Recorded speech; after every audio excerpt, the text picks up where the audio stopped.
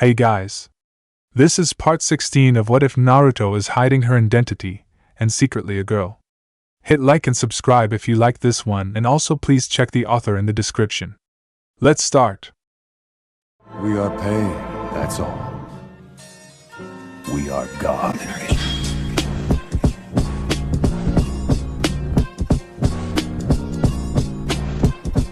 Chapter 73, Awakened.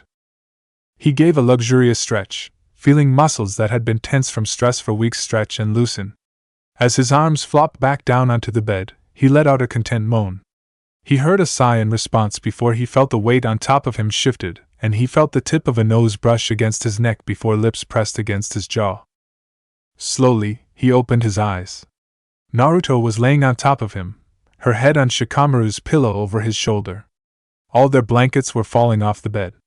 It wasn't hard for him to realize which one of them did that. He barely moved when sleeping, but Naruto, she was a different story. Like when awake, she seemed to always been in motion. She rolled over, kicked the blankets off, pulled them back up, and she even, often, ran her hands over Shikamaru's shoulders, held his hand, or kissed his skin. Her lack of movement had been one of the things that had made him hesitate sleeping beside her. Even though he could see her breathing, she still resembled the corpse. He blinked, looking at the blankets pulled on the ground before turning his eyes onto the woman who was using him as a bed. Her eyes were still closed, her lips, her face slack, but she was laying on him, she had kissed him. As though feeling his stare, she squirmed, burying her face in his neck and peppering him with small, lazy kisses. "Naruto," he breathed, "are you awake?" "You have stubble," Naruto muttered into his neck. Shikamaru couldn't help chuckling, making Naruto sigh again. "I missed this." "Missed what exactly?" Shikamaru asked. "You waking up beside you, hearing your sleepy noise that you make every morning." "No, I don't." Naruto laughed. "Yeah, you do. And I love it. Same as your laugh, I always liked how deep it is." That made Shikamaru pause. "My laugh isn't deep." "Yeah, it is," Naruto countered, "so is your voice. The first time you talked after I came back from training with Jiraiya, I had a hard time concentrating when I could hear your voice. Especially if you said my name.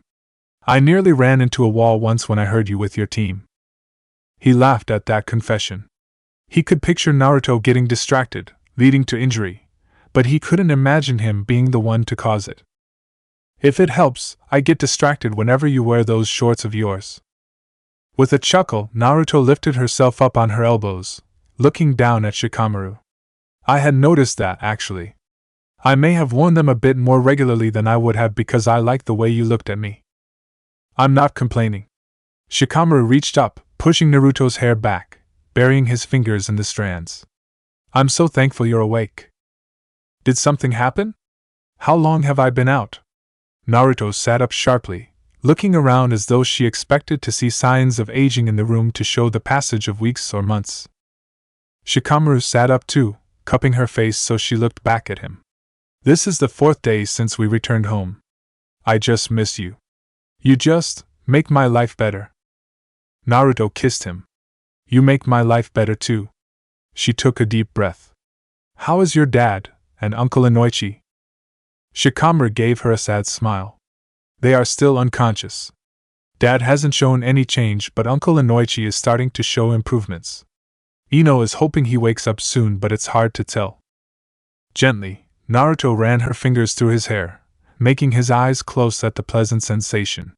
Her hands ran over his shoulders with a soft pressure, down his arms whilst drawing them around Naruto's waist. Her hands glided back up to rest on his shoulders. "They're both strong. Unfortunately, there is nothing we can do to help, so I say we get up, shower, and have breakfast. Preferably a large breakfast." Pulling her close, Shikamaru kissed her deeply. "Once everything calms down, I want to spend the day just the two of us. I don't care how much you make me do stuff. I just want to be with you. I'll stop being lazy for a day." Naruto laughed, getting off the bed. "How about we go swimming, and then have a picnic and lounge around?" "You in a bikini and cloud watching?" Shikamaru jumped off the bed, catching Naruto around the waist and pulling her to him, kissing her again. Sounds amazing. The moment they walked out of their bedroom, Naruto's stomach started screaming for attention, making them move breakfast higher on the list. Luckily, Iruka-sensei had sensed Naruto's chakra perk up in a way that apparently indicated wakefulness to those sensory inclined and had started making a feast. Shikamaru was just thankful to finally know how their teacher had always been aware to Shikamaru napping in class. That had bugged him for years. He had thought he snored. During breakfast, the couple worked out what their plan was for the day. Shikamaru couldn't hide the fact that the village had been getting antsy wondering where Naruto was. All of her friends, and especially Shikamaru, had been stopped at some point to be asked by people where she was. Because of that, Naruto said that she would stop by the Hokage's office so that Lady Tsunade would know she was awake, then she needed to check on the foundation. After that, Shikamaru asked her to join him at the hospital. He knew his and Ino's mothers would want to see her, and he wanted to see his dad but didn't know if he had the strength to see him in the same state as the previous times without Naruto at his side. As they walked around the village, people constantly stopped Naruto and Shikamaru, thanking them and sometimes shaking their hands or trying to give them things. Naruto suffered the unusual interactions the most. The gifts ranged from flowers, to food, to even jewelry.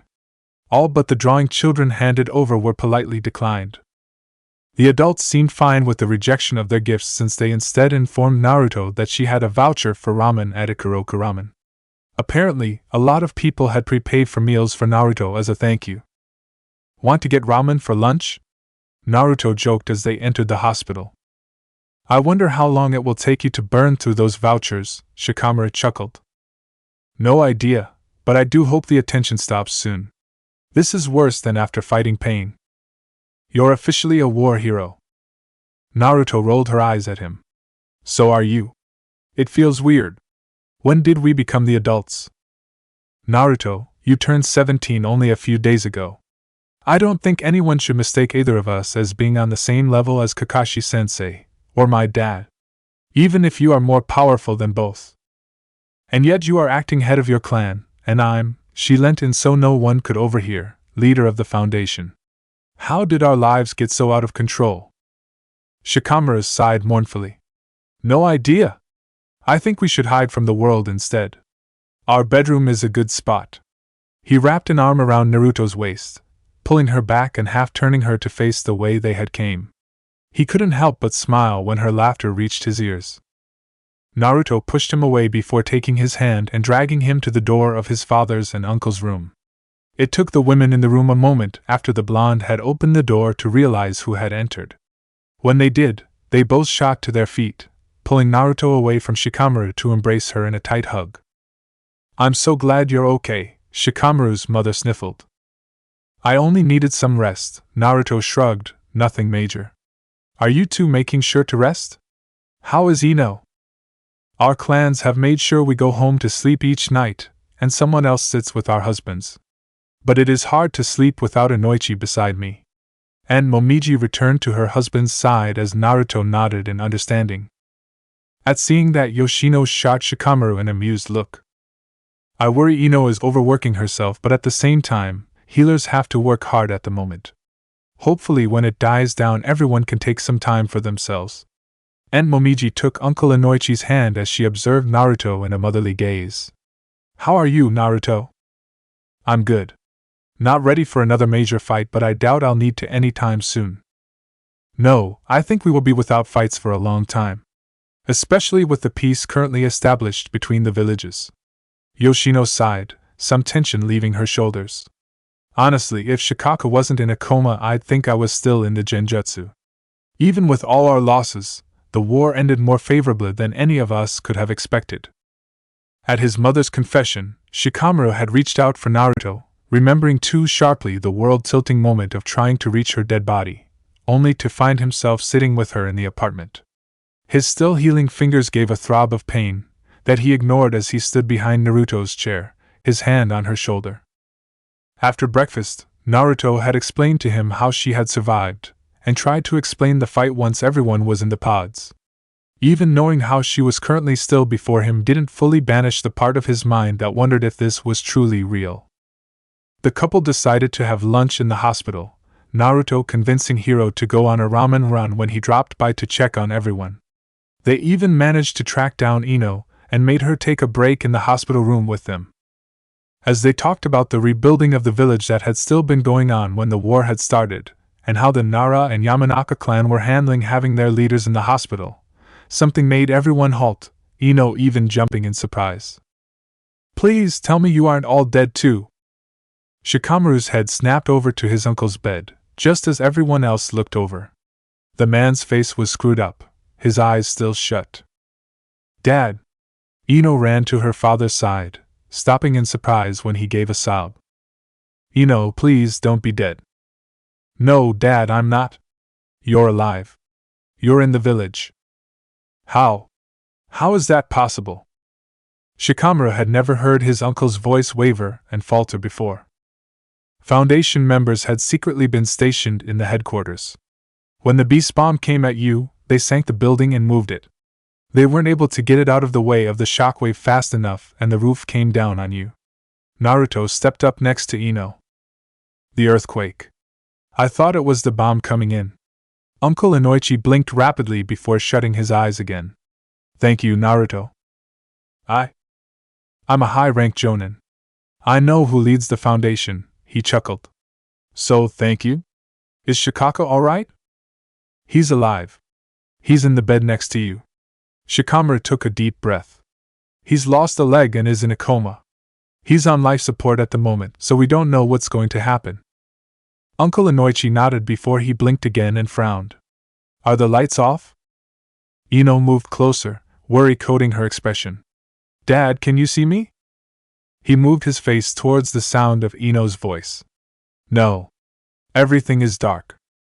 The younger Yamanaka's hands glowed as they came to hover over her father's head. "You had swelling on your brain, as well as bruising. Both of those things could cause temporary blindness." "So, he'll get his vision back?" And Momoji asked, hopefully only to notice how her daughter wouldn't meet her eye. "Ino? The swelling is gone and the bruising is healing. Dad, can you see anything? Shadows, shapes, even just some light?" Ino pulled a small torch from her pocket, shining it in her father's right eye as he stared straight ahead. Even Shikamaru, furthest from the bed, could see that his pupil was unresponsive. "It's all black," Uncle Inoichi admitted. "You aren't sure I'll get my vision back, are you?"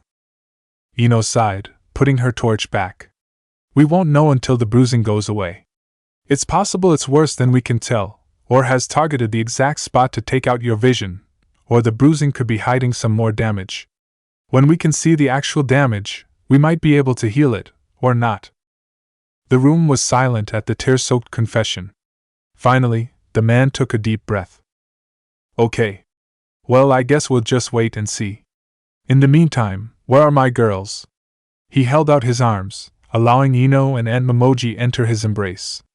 Ino pulled Naruto in when she realized the other blonde wasn't moving forward. "I know Shikamaru's safe, since he's here. What about Choza and Choji?" "Both are alive and well," Yoshino assured. "They are helping your clan whilst Ino is busy with the injured. All three clans are staying strong too." Uncle Inoichi smiled. "I'm glad. And it's good to hear your voice, Yoshino." "It's good to hear yours too." The news of Inoichi waking up lifted the spirits of all three clans, but as the week drew on, and the Nara clan pushed off burying their dead, the fact that Shikaka hadn't improved started to drain any joy in the rather stoic group. Shikamaru had let it be known that any who had lost someone could go through with funerals, but none would hear it.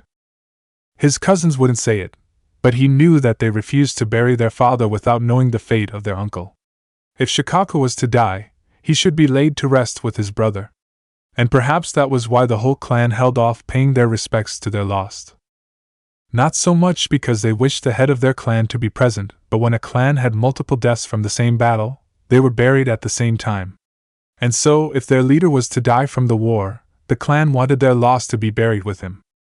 The realization had made Shikamaru come close to demanding everyone set a funeral for their deceased. The idea that everyone was waiting for his father to die was more than he could handle. He knew there was a possibility, but he still believed his father would wake up, that he would shrug at the idea of losing his leg, and take over running the clan again. It was Naruto's presence that calmed him and stopped him from doing anything stupid. She assured him that she was sure that Shikaka would be fine, and pointed out that maybe the clan wanted to honor his father by burying him with his clan, and if the worst did happen, that perhaps he had bought into the heartless Nara narrative that the rest of the village often believed, and forgot that, whilst closed off, were hardly unfeeling. I have plenty of evidence to prove you wrong, he half joked with a small upturn of the corner of his lips.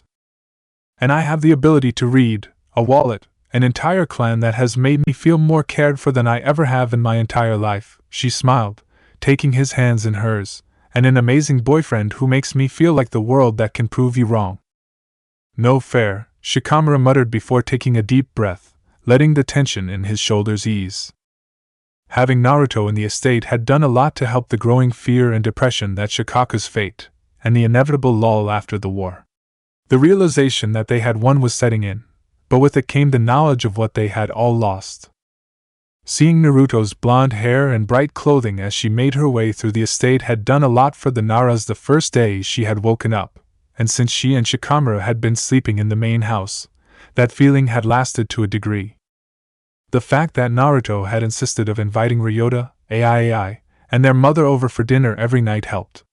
The close relationship between Yoshino and Satoru was always reassuring to the clan, and there was no denying that the Naras took notice of Naruto reaching out to Shikamaru's cousins.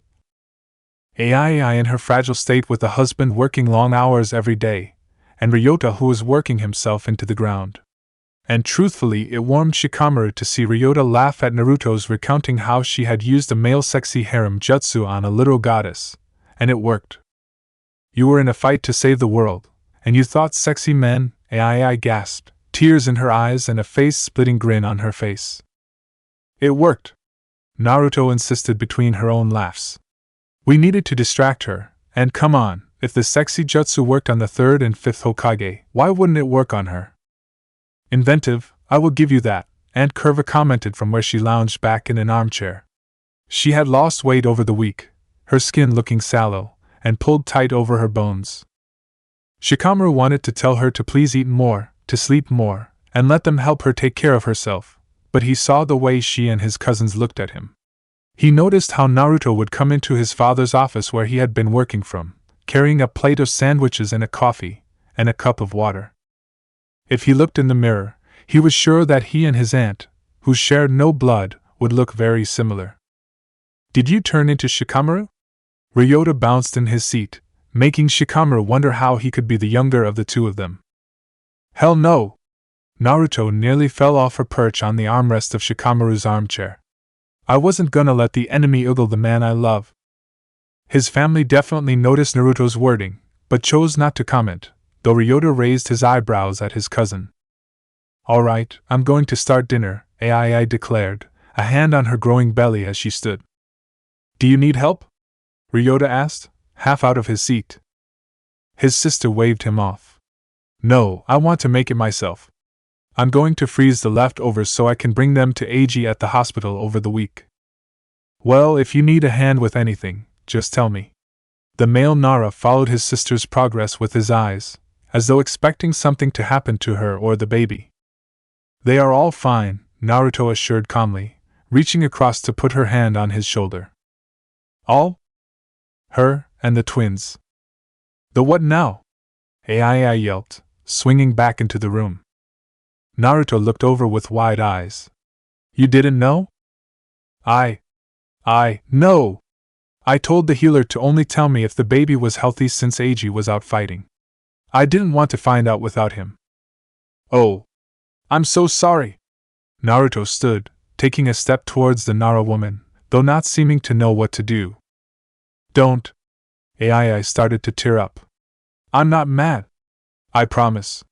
Eiji is in the village. The healers have all just been too busy for me to find out. She gave a laugh. Mom, I'm having twins. Aunt Curva, seeing that her daughter was happy, jumped to her feet, rushing at Ai to wrap her in tight hug. You should be sitting down. You should be resting. Mom, I'm fine, she laughed again. Naruto, how do you know? I can sense their chakras, Naruto shrugged. I had to focus on them to pick it up, since it mingles with yours, but I just wanted to check they were alright after everything. That's it, Ryota declared, rising to his feet. I'm helping you with the cooking. No arguing. Even with his statement, Ai still argued with her brother and her mother about their insistence on helping her. Shikamaru and Naruto, who both were horrible cooks, chose to watch the small family in their loving bickering. All the sounds and movement almost hid the fact that there were important members missing in that moment. When he and Naruto crawled into bed, he didn't expect the burning, constricted feeling in his throat.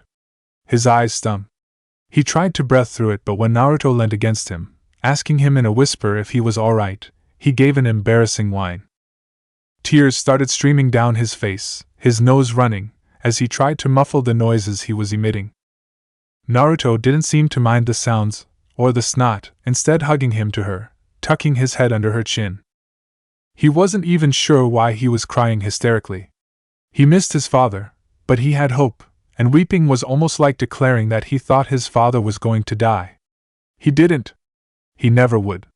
So why was he crying? It was illogical. It's alright, Naruto whispered, stroking his back. Take your time. I'm here.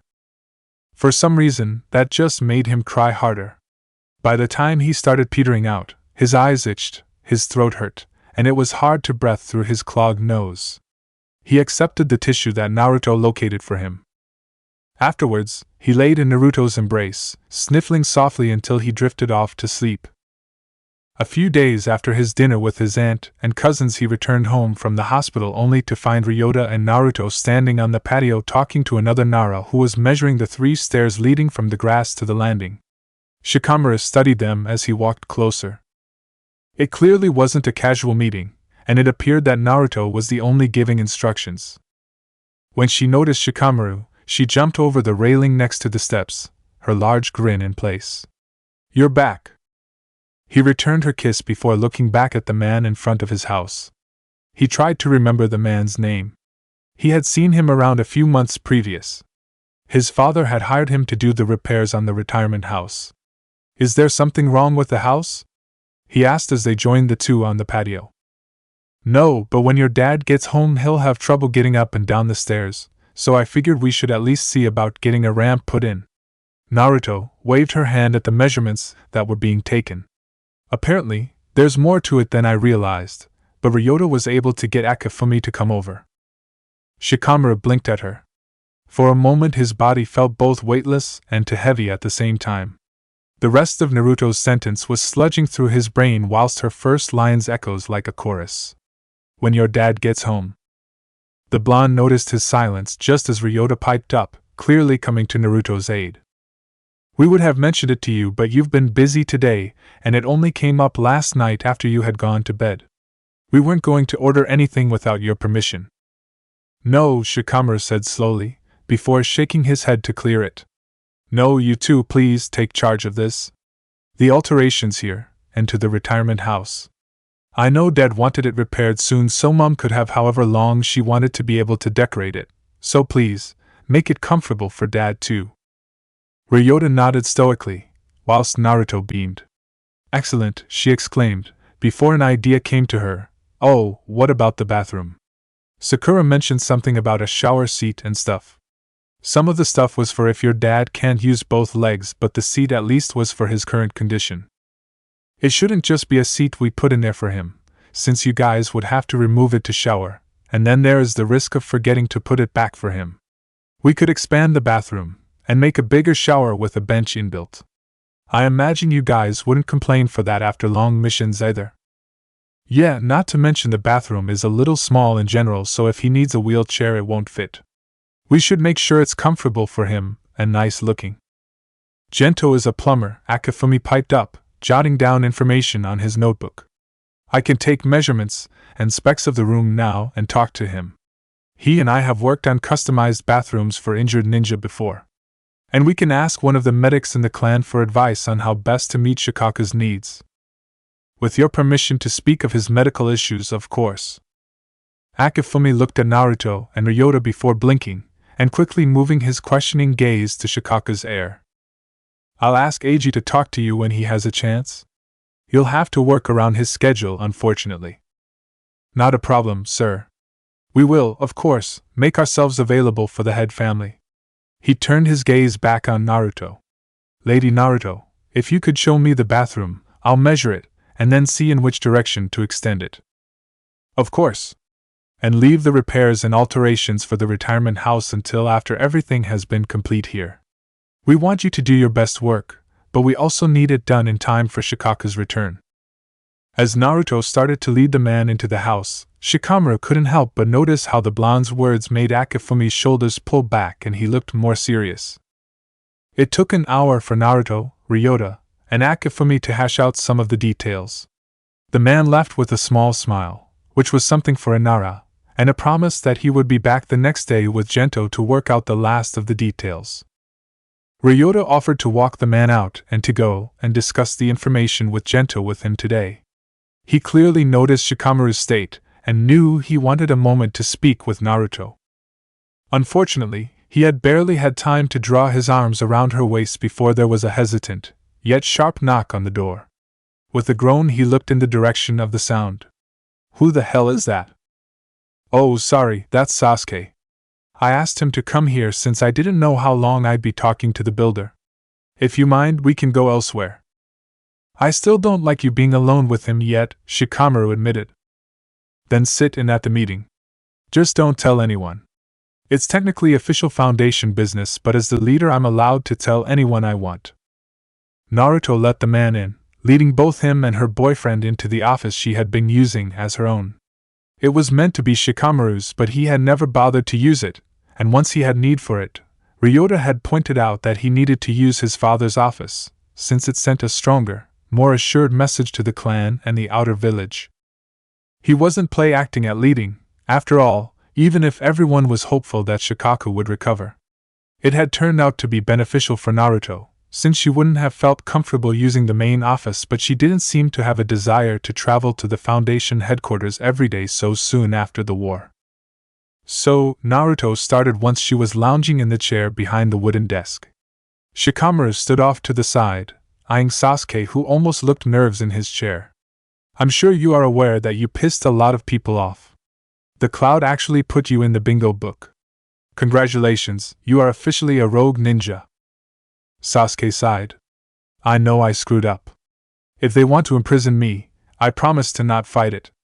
You don't need to be the one in charge of me to ensure I cooperate. The woman snorted. We're not imprisoning you, idiot. Don't get me wrong, the elders wanted to, but well, I'm clearly still too weak from the war to handle you, so they haven't been able to do anything about you yet. Which was lucky, since this came by bird the other day. She lifted a note off her desk with a flourish. It's from Killer B, brother to the Raikage. You might know him as the Jinchuriki for the Eight Tails.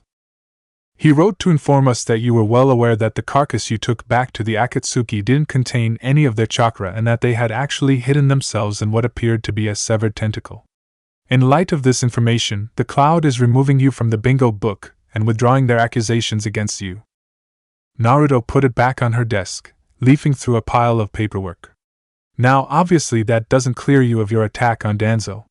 I've been able to find evidence that Danzo manipulated the elders and the third Hokage to orchestrate the attack on your clan, but according to the old hags, that's not enough to make your attack on him justified.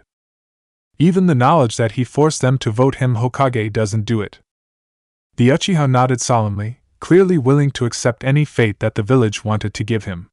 Shikamaru was unable to tell if Killer Bee was telling the truth about Sasuke, knowing he hadn't actually beat the Eight Tails.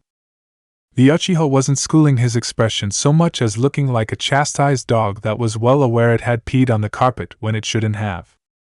Unfortunately for the elders, you attacked the head of the Foundation, and according to this piece of law that one of my members found, if someone is to attack a member of the Foundation, it is up to the Foundation's head to decide the fitting punishment. Danzo was the Hokage, but he was illegally one, so he was only the Foundation head. Meaning, any punishment is to be left to me. You can't just let me off without any punishment, Sasuke pointed out. Plenty of the village hates me for my reputation, and the Foundation doesn't have the best image from what you've told me. Naruto, do what is best for you, not me. Again, idiot. Naruto gave a bark of laughter. Your reputation isn't so bad. After all, you sheltered the village after the pain attack, you gave comfort and a roof to scared civilians. But I didn't do that, muttered Sasuke, clearly wishing to know where all of this was going. Shikamaru had to hide his smug smirk. He knew the wicked look in Naruto's eye. He had seen it from her a few times when she had a scheme or prank that she knew was going to work, and that no one saw coming. He had no doubt that she had been planning this moment longer than any of them truly knew. He couldn't help but take every last detail of her in, studying the sharpness to her eyes, the upturn to the corners of her lips, her relaxed but powerful posture. Admittedly, he was having a hard time focusing on the words she spoke when he was busy envisioning having her gaze on him. She had gone from being incredibly kind and thoughtful to truly devious, and Shikamaru couldn't decide which he preferred in that moment. Funny, 'cause I could have sworn that before you left the village, you signed a form giving one Naruto Uzumaki the permission to act in your stead. Actually, the form states that any and all actions undertaken by one Naruto Uzumaki, in regards to the Uchiha estate and assets, are done in the name of Sasuke Uchiha, the last Uchiha. So that means, when I housed them at the Uchiha estate, all documents regarding the incident, and the statement that the council made to the village, is that Sasuke Uchiha opened the gates of his estate to them. No one mentioned me doing anything about that part. Also, recently, the orphanage is a bit over capacity whilst injured ninjas are in the hospital and next of kin are being tracked down, and you have graciously let them use one of the buildings in the estate. That was nice of you. Sasuke blinked, seeming to process what Naruto had done to create an image of the man to the general populace. So, what is my punishment, exactly? Naruto gave him an evil grin, pushing paperwork and a brush and ink towards him. You are to join the foundation and work for the betterment of the village until I see fit to release you. If, when that time comes, you wish to stay with us, that can be seen too. Perhaps, with time, you can even work to be my second, and when I became Hokage, my successor. Who knows? The village could use the presence of a Uchiha to help better themselves and heal old wounds. Shikamaru had to bite the inside of his cheek as Sasuke, in a daze, signed the form. He had known she had been trying to create an appearance for her team mate amongst the village, but he had no idea she had so fully taken Sasuke out of the rogue ninja category, and out of the elder's hands.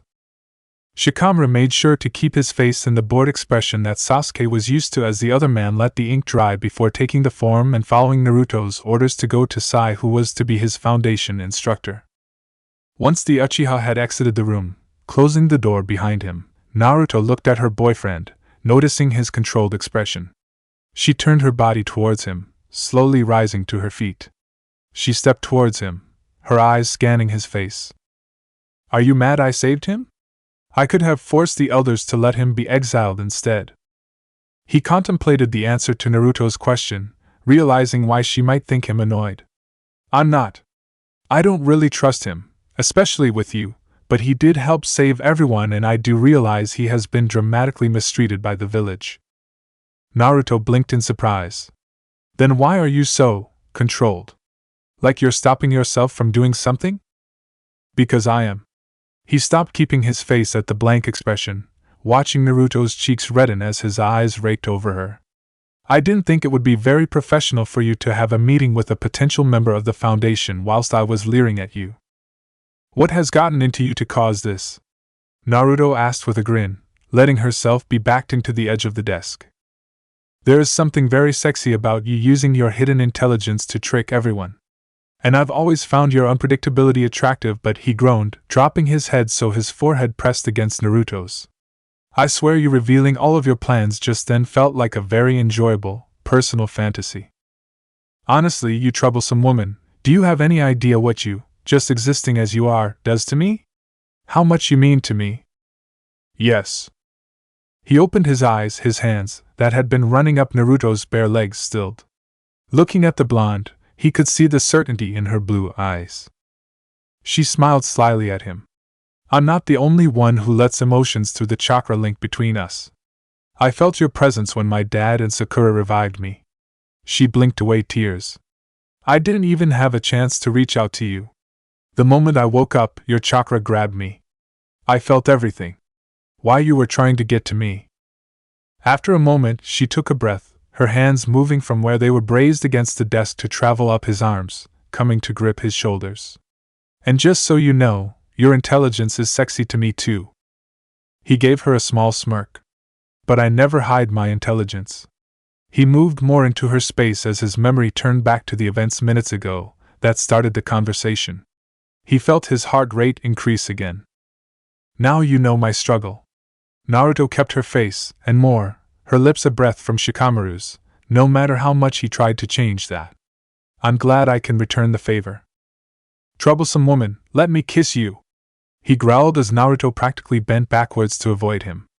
In reply, he simply received an almost cackle. In retaliation, he grabbed her hips, lifting her onto the desk. Naruto was clearly surprised, for she didn't stop him from cradling the back of her head and finally gaining access to her mouth.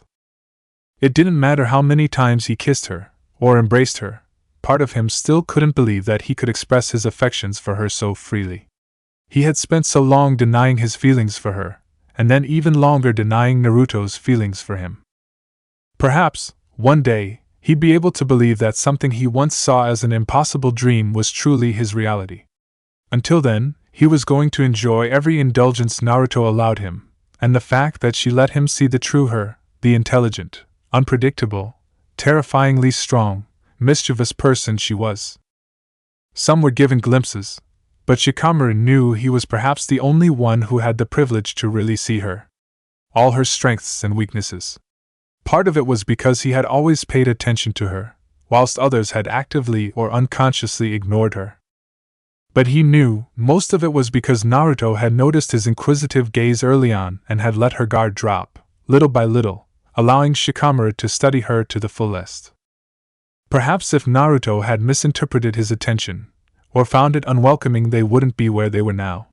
Perhaps if Shikamaru had continued to fumble his well-intentioned slow courting, or if he followed through with burying his feelings deep out of a misguided discomfort over his sexuality.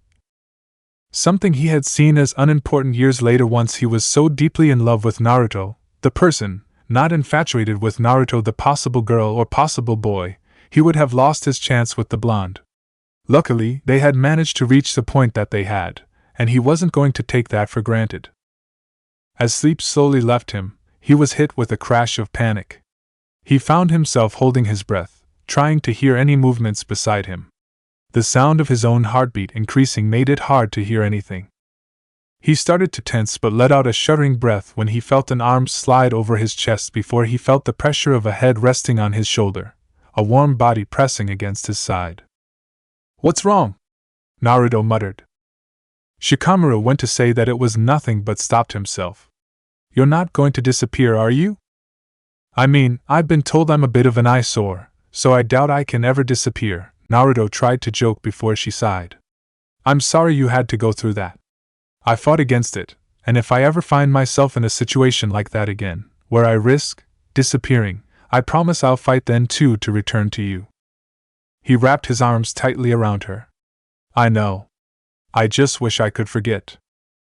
Naruto was silent at first, her hand moving to rest over his heart. Finally, she started softly, "Even if I'm not physically close, you can always find me. I know, you always have your chakra connected to me. But I have to focus to sense it." He felt Naruto's shift to hover over him. He opened his eyes to see her look of confusion. "I'm not the only one doing that, Shikamaru. You reach out your chakra to me as well. I don't think it's something we control anymore. Even when I'm not trying to sense people, I can always feel you. Haven't you noticed that you rarely need to know where I am to find me? You only probably have to focus because you haven't realized it's there. When your soul was taken from your body, causing the enemy's hostile chakra to rise only helped me know the difference between your body and your soul, since I wasn't sure at first which one I needed to go to." She gave him a soft kiss. "Next time you need my presence, just follow that link." "I do." "I did." She tucked her head back down on his chest so he couldn't see her face. "When I realized Kurama was going to be taken, I focused on that link. You were on the other side of the battlefield, but I didn't die alone." Shikamaru felt the dampness forming on his chest as Naruto tried to quieten her sniffle. He just hugged her close, taking a breath and feeling the link that she had mentioned. It was the one he had always sought out, but he had never noticed how his own chakra was interwoven with Naruto's. He had always assumed it was hers alone, since she had more chakra, more control over the sensory. It took him a moment to work out how this connection hadn't been costing him chakra. He was normally very precise with his chakra use, since, compared to most chunins, his chakra was pitiful. Then he felt the ebb and flow between his and Naruto's chakra. His chakra wasn't funneling into Naruto, or vice versa, they were simply connected. Shikamaru had no doubt that at times, Naruto probably did use it to give him needed chakra, and perhaps it was how her chakra cloak reappeared on him when he needed it. She hadn't needed to know he needed help consciously, because she was always subconsciously monitoring the link between them. She was fighting for her life, but part of her knew he was losing his, and she had reached out for him, just as he had reached out for her for the moment of her return. Neither of them appeared to be in a hurry to make the other break their embrace. The war felt like it was a thing of the past, something they had learned in school instead of something they had experienced, and yet, it also felt like the moment they were taking at that moment was their only chance to breathe before the next wave. Other wars had lasted months and years. There was a whole generation of ninjas who went from graduating as genins to being jonins and burying loved ones in the span of a war. The fourth Hokage had only just been promoted to jonin and made a sensei when the war broke out in full. He hadn't been on the council's list of possible leaders until the close of the fighting, where he had been pivotal. Their war, though, the Allied War as it was being called already, had been 2 weeks long. Over half their forces had died. Shikamaru had had to fight his sensei, experienced the loss of his father and 2 of his uncles, and only one had stayed dead, and had had to feel true desperation as he tried to return to Naruto's side. All but 4 ninjas had to live through their deepest dream, only to wake into a scared world. Shikamaru would choose the true world over the dream, but there was no denying that reality hurt more. In 2 weeks, the world had changed irrevocably. The truce between the ninja villages might not last, but in years to come students everywhere would be learning about how all ninjas in the world fought together, how the 2 Jinchuriki that lived had turned the tide of battle, how the allies would have lost if it wasn't for the monsters everyone had feared. And perhaps the teachers of the Leaf would tell the students how Naruto died and Kurama had made sure to save her. Shikamaru doubted, though, that the teachers would ever know to tell their class that Naruto didn't fight losing Kurama not for her life, but for the foxes. Maybe the teachers will think to refer to Kurama as his own self, instead of just an extension of Naruto, or as the Nine Tails. Eventually, Naruto and Shikamaru did pull themselves together and back into the world. They both had paperwork in desperate need of completion before they could visit Shikamaru's father and Uncle Inoichi in the hospital. However, as Shikamaru passed Naruto her tea as he took a sip of his coffee, their plans changed. Naruto's eyes blanked as her hand failed to grip her mug. The searing liquid splashed her hand as Shikamaru's shadows came out to grab the cup, trying to protect them both. The blonde didn't even blink at the pain, though. She came back to reality, her eyes instantly finding his as he put both mugs down. "We need to go to your dad." Naruto grabbed his arm, and next moment the village raced past him in a blur. He tried to ask her what she had felt, but his words were stuck in his throat. He noticed that Naruto glowed with her Nine Tails cloak, something he hadn't expected to see for some time. Moments later they came to a halt before his father's hospital room. Without pause, Shikamaru threw the door open, running into the room. Uncle Inoichi started, turning his head as though to look at them. "Who's there?" he asked, sounding small.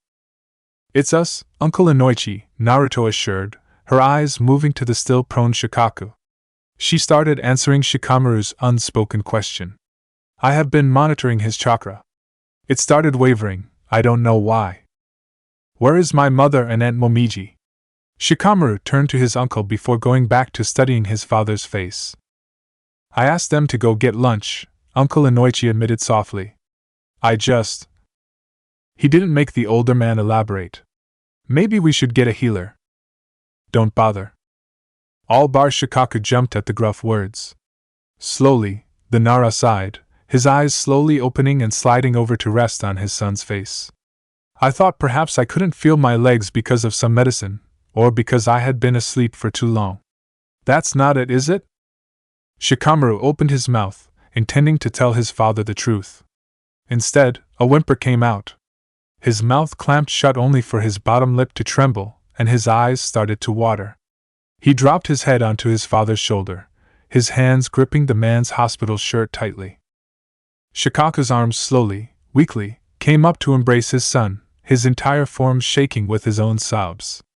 The infinite Tsukuyami had given him this before, and yet, this raw, sorrowful moment was better than anything it could have created. His father couldn't walk before him anymore, but his life was true, and not just a manifestation of Shikamaru's desperation. He didn't have to question his reality in moments like this. Chapter 74: Healing Moves On. He had honestly expected everything to go back to normal, like the war had never happened, once his father woke up. He hadn't realized how truly he had convinced himself of that delusion until it didn't happen. His father, though awake and stable now, was withdrawn. Any conversation about the clan was met with silence or mumbled responses. Sometimes they would be a few minutes into a conversation before Shikamaru noticed that his father had stopped paying attention and was staring at his unmoving legs or gazing out the window. Healers had, on Ino's insistence, thoroughly examined both Shikaku and Uncle Inoichi. The bruising on the Yamanaka's brain had healed, showing that he had permanent injury to the visual section, rendering him blind. The man had openly broken down at the news. Naruto had asked if his clan's jutsu would be able to return his sight, if only temporarily, to him, when he had lamented never getting to see his daughter or wife's faces. He had had to inform her that, no, he couldn't use his clan's jutsu at all without being able to visualize his target. Nothing could give him his vision back, and his time as a ninja was over. Shikaku's remaining leg had suffered nerve damage from being pinned. There hadn't been the risk of dead blood like his other leg, but unfortunately the result wasn't much different. Unlike his teammate, the Nara barely blinked at the news, turning his eyes to the window as the healer tried to explain issues and limitations Shikaku was going to face. Instead of trying to draw him back into the conversation, the healer had assured Yoshino and Shikamaru that the healers would look for sores, infections, and other possible injuries to his remaining leg, apparently a common problem for those who can't feel an appendage, but once he left the hospital it would be Shikaku's or someone else's task. Both mother and son took it upon themselves to gather information and observe the healer's care of Shikaku. Momoji and Ino had tried to do something similar for Uncle Inoichi, but even with Ino's training, had floundered. Shikamaru couldn't blame them, on the contrary, he envied them. They struggled to work out how best to help because Uncle Inoichi was trying. They would go to hand him something only for him to ask them where it was so he could try. Sometimes they would tell him and wait, only to realize he didn't have the energy to find it. But it was clear he was glad they gave him the choice to reach it himself. On the other hand, Shikaku barely seemed conscious of what was going on around him. He was fine having little to no independence, and spent his waking hours staring off into nothing or half-heartedly joining in on conversations with his family. Shikamaru, more than once, had to stop himself from turning to the healers and telling them something was wrong. They had missed something that was affecting his father. Unfortunately, he knew that wasn't true, he just didn't know how to actually help his father. He had turned to Naruto for suggestions, only to receive a disheartened shrug. "I'm sorry, Shikamaru." She reached across the small space on the lounge to grasp his hand. "I'm not even sure if it is something we can help with." He looked at her blue eyes, dulled with sadness. He wondered if his next sentence was going to be a bad idea before he tentatively started. "You've lost something, like he has. Haruma took your fertility away. I thought you might be able to relate to my dad having his ability to walk taken. I know it's not the same, but I guess I'm just kinda desperate." Naruto gave him a sad smile, gently kissing his cheek. "To some extent I can. But it's not the same, and even if it was, the feelings I have can't help your dad. They might make it worse." When she received a frown in confusion, she went on, blinking tears away. "I thought I didn't care, that there was no point in letting it affect me when it had happened years before I even truly understood what was taken from me. What does the loss of the ability to have a baby matter to a 5-year-old? And when I entered my teens, and realized what it meant, I was still hated by the village, and all I could think was that if I could have kids one day, they'd be treated like I was. If I had had a choice, I would have chosen to not have them, not make them suffer like that. But she looked away before starting to pace the lounge room. The old sage's powers stopped Bushiroad-sensei from dying. It allowed me to return Kakashi-sensei's eye. Her tan face pinched as she tried to stop the tears from falling from her red-rimmed eyes. The village doesn't hate me now, and I have you, and part of me can't help but wonder what we could have had in the future. I stupidly thought I could heal myself too. Surely the powers of the Sage of the Six Paths would easily undo Haruma's vileness. You tried to heal yourself? His heart shuddered. For a second, Shikamaru's mind reminded him that Naruto and he had never used, let alone discussed protection, seeing as the two main reasons to use any didn't apply to them, but the thought was banished. He couldn't bring himself to truly care at that moment as he stared at Naruto's tear-soaked face in hope and trepidation. I didn't get to, Naruto wailed, dropping her face into her hands, muffling her loud sobs. Shikamaru gave a start. He had never heard Naruto actually cry. Normally, if he couldn't feel her shoulders shake or see her face, he might not even notice. He jumped to his feet, gathering Naruto into his arms and holding her up. Between cries, the blonde went on. Every time I tried, I was attacked. When Sakura took a hit that I could have stopped, I realized I had to make a choice, risk lives or give up on healing myself. With Kakashi-sensei, I basically just copied his existing eye and let his body mold it to fit. With Bushiroad-sensei, I just stopped the gates from killing him and kicking off his body's natural healing. Bushiroad told me yesterday that it didn't stop him from losing all feeling waist down. But with me, I got to see how much damage was really there, and it had to be undone. I tried to find the time when Sasuke was blocking us from the infinite Tsukuyumi, but it was too much. I had to open each scar to heal it. I opened two and wanted to throw up. It felt the same. It felt like what Haruma did to me. She lifted her head, looking him in the eye as she continued to cry. I'm sorry. I'm so sorry. I just couldn't. Why are you apologizing? Shikamaru cupped her cheeks, wiping away some of the wetness with his thumbs. You chose to not put yourself through pain. I'll never be upset by that. I don't know. I'm sorry that you don't get a choice about kids or not in the future. I'm sorry. I'm sorry I ever thought about healing myself. I'm sorry I realized that I actually hate that I'm infertile. I wish I never realized I want kids one day. My kids. I want to look like a giant balloon like Kurenai-sensei. I've tried to go back to not caring, but ever since that stupid thought I can't forget it. Shikamaru hugged her tightly, taking a shaky breath. It's alright, Naruto. You're allowed to feel confused about your feelings. I'm not confused, Naruto muttered. I'm mad at myself, Haruma, and the village. I'm even mad at Uncle Inoichi and Aunt Momoji. I understand why they gave me to the orphanage, but that choice led to this, same as the village not noticing how horrible Haruma was did. Naruto, it's perfectly fine to feel the way you do. You're allowed to be angry that so many people let you down. You're allowed to be angry that something you want was taken from you before you even knew you wanted it. She sniffled against his chest. Maybe your dad is mad that he can't walk, she suggested after a few minutes. Maybe. His emotions have always been hard to read. Only Mom can really do it.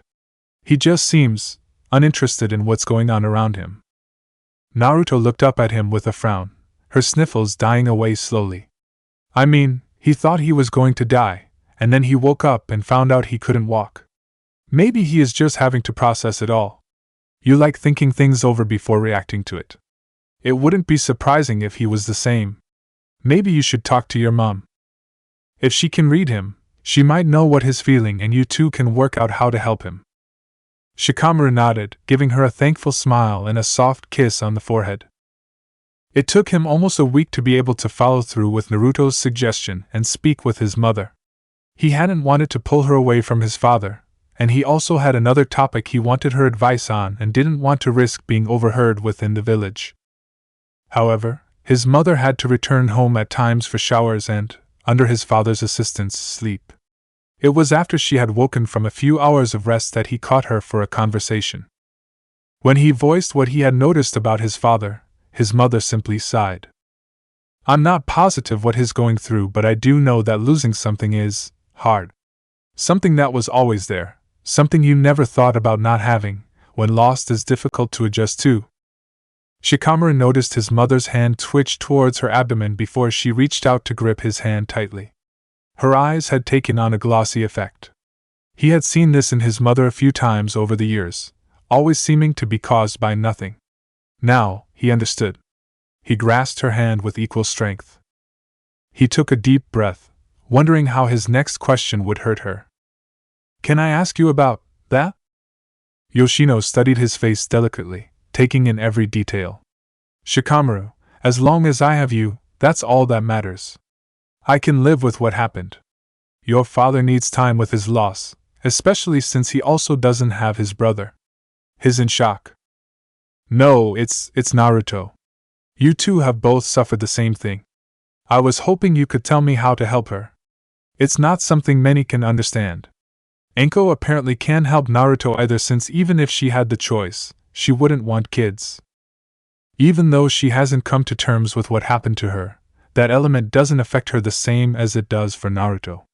But you always wanted to be a mom, didn't you? Always. After my attack, I tried to convince myself that I had been wavering on that, but I hadn't. If we hadn't been so young and your father hadn't been recently promoted to head of the clan, I would have wanted to start having children as soon as we were married. After, your father hated himself for a long time for encouraging me to wait. But it wasn't his fault. Yoshino didn't bother blinking away her tears, instead letting them run down her cheeks and drip off her chin. I had a chance before I was attacked, before the miracle that is you, so I'm not sure how much my experience would help Naruto. Hasn't she always known she was unable to have children? Shikamaru gave her a pained smile. During the war, she had a chance to heal herself, but it took too much time, and he ran a hand down his face, hoping his mother would understand. It was more than literally opening old wounds. She couldn't do it, and I don't know if anyone would have been strong enough to go through that. But now she knows there was that chance, and she is struggling living with knowing that she. His throat constricted with a burn, but his mother didn't need him to continue. She squeezed his hand, nodding as the tears continued. My darling, I'll try, but like with your father, it might not be in our power to help them. Sometimes people need to do it themselves, and sometimes, even though they need to do the hard work, they need help that loved ones can't provide. I have a feeling, with Shikaka but also maybe Naruto, it might be the latter one. Either way, we'll make sure to be there for them both. Shikamaru couldn't say he was satisfied with that answer. Both his father and his girlfriend were suffering, seemingly by similar things, and yet very different, and he couldn't think of a single thing to help them. But then, Shikamaru, like his father, was never great with emotions. His mother had always helped them through those confusions, and it looked like she was still doing it even now. There wasn't an instant turnaround for either Shikaku or Naruto after the discussion mother and son had had. However, not too long after, Naruto made an offhand comment about the therapy that Lady Tsunade had set up for children of iron if they ever needed it. Apparently mental health had become a passion project for the Hokage in the last few years, something the village had been sorely lacking for far too long. The blonde had simply remarked that she was thinking of going to both the solo sessions and the group ones. Ibiki, Dia, and someone named Naoki were all attending the group therapy and had found it helpful in different ways to the one-on-one meetings. I'm glad you all have support. Shikamaru looked over his shoulder from where he was rummaging in his drawers for clothing. Naruto was still comfortably lounging on the bed, the blankets pooling around her waist. Her eyes held none of the sleep that she had only recently awoken from. It is good. I mean, part of me hates it, but part of me feels better each session. I'm not the only one who is angry and frustrated to not have anywhere to put that anger. It's weirdly nice to hear that. I've heard some people returning from the war are also seeing professionals. The infinite Tsukuyomi messed up some people. He took off his shirt that he had slept in, the night having an unusual cold snap. He watched as Naruto unashamedly scanned his chest. Seriously? What? You're the one who stripped in front of me. Naruto laughed. Are you complaining that I find you attractive? No, I'm just wondering when you started.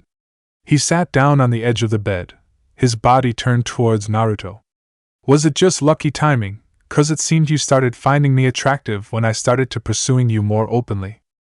The blonde snorted. I've always found you handsome. Even when we were in the academy, I thought you looked nice. Then as we got older, I started doing things like wondering what it would be like to kiss you.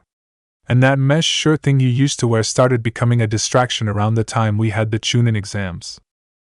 Do you remember Kiba asking me how I knew I liked guys? I had to bite my tongue from saying something like, well, if I like girls, I really shouldn't spend so much time thinking about Shikamaru. Honestly, I didn't think I was very subtle. And you did not help matters by getting hotter when I came back from training. I was fairly certain I made an idiot of myself in old Granny's office the day I returned. Shikamaru wasn't sure if he was choking on his own saliva out of surprise, or if he was choking on his laughter. I had no idea you felt that way. I mean, I eventually worked out you were interested in me physically, but still, I didn't know you had felt that way for so long. I thought you had no interest in me the day you got back. If I had even an inkling that you liked me that day, I would have kissed you right there in the office. Naruto laughed, sitting up, drawing their body closer. I think it was a blessing that you and Sasuke never got alone, cause he was the only one who seemed to realize I liked you. Though thinking back, Kakashi-sensei might have had some idea once he had seen us interact. Pervy Sage worked it out in seconds. He tried to convince me to kiss you so he'd train me. I certainly wouldn't have minded if you had. He gave her a rare, cheeky grin. The blonde matched him with one of her own. If I had known that, I would have followed through with it. She moved sharply to tackle him to the bed. Unfortunately, he was perched too closely to the edge, making them tumble off with a resounding thump. Once Shikamaru had stopped grumbling about what a troublesome woman she was, and Naruto had caught her breath from her fit of laughter, she pressed her lips against his, hard, with little technique. She pulled back with a bark of laughter. That actually probably went better than it would have back then. Shikamaru snorted, not bothering to move from his prone position on the floor. I can't say our first kiss was that amazing anyway. I hadn't even really known I was going to do it, and I don't think you even got a chance to respond. I liked it. Naruto shrugged. I thought I was having a very vivid dream for a minute. I honestly hadn't thought at the time that you would ever want to kiss me. I guess either of us were aware of the other's feels at the time. Hell, I didn't even notice my own until we were in that damned forest for the Chunin exams. Naruto's eyes alighted with amusement. That spark that had seemed so permanent when they were young was back. It had been dulled since Jiraiya's passing, some days even being smothered completely. There was a time, as the war loomed and the darkest aspects of the village came to light, that Shikamaru wondered if the fire behind Naruto's eyes was going to be lost forever. The thought had made him almost grieve the loss of their younger selves. The thing that had stopped him was realizing Naruto had dealt with horrors, mistreatment, and isolation long before he had even met her, let alone before he had learned to value that carefree element to her personality. Perhaps it would be forever gone, but he had doubted it, and he would love the new person who Naruto had grown into as much as he had loved her before. Seeing how she knelt beside him now, her legs pressed against his thighs, a small smile on her face and that spark brightening her blue eyes, something that he had been questioning in the back of his mind firmly slid forward. He knew it was never leaving now, but looking at the shadows under Naruto's eyes, and thinking of his father's reluctance to leave his hospital bed, he realized it would have to wait. Thankfully, with the war over, they had the time for him to stay silent. Naruto studied Shikamaru's face. What? He sat up, brushing her lips with his. I don't care that we didn't realize each other's feelings. I'm just happy with the way we are now. He was gifted with a dazzling smile. Me too. Can't really regret something that might have led to something less than this. She paused, studying him gently before speaking. Shikamaru, are you alright after the dream world thing? Sighing, he moved to finish getting dressed. I wasn't at first. I kept expecting to see Asuma-sensei and my uncle. The biggest issue was that my dream world wasn't too different from this one. There were things implied in that world that if I thought about it, I think I would have realized it wasn't real. Like your parents were alive, but you and Ino were like sisters, and we still lived in the apartment. If your parents were alive though, why didn't you live with them? But since outside of those things, it was basically this world without the war, it took a while to shake the feeling that I was still in there, or that it was the real world.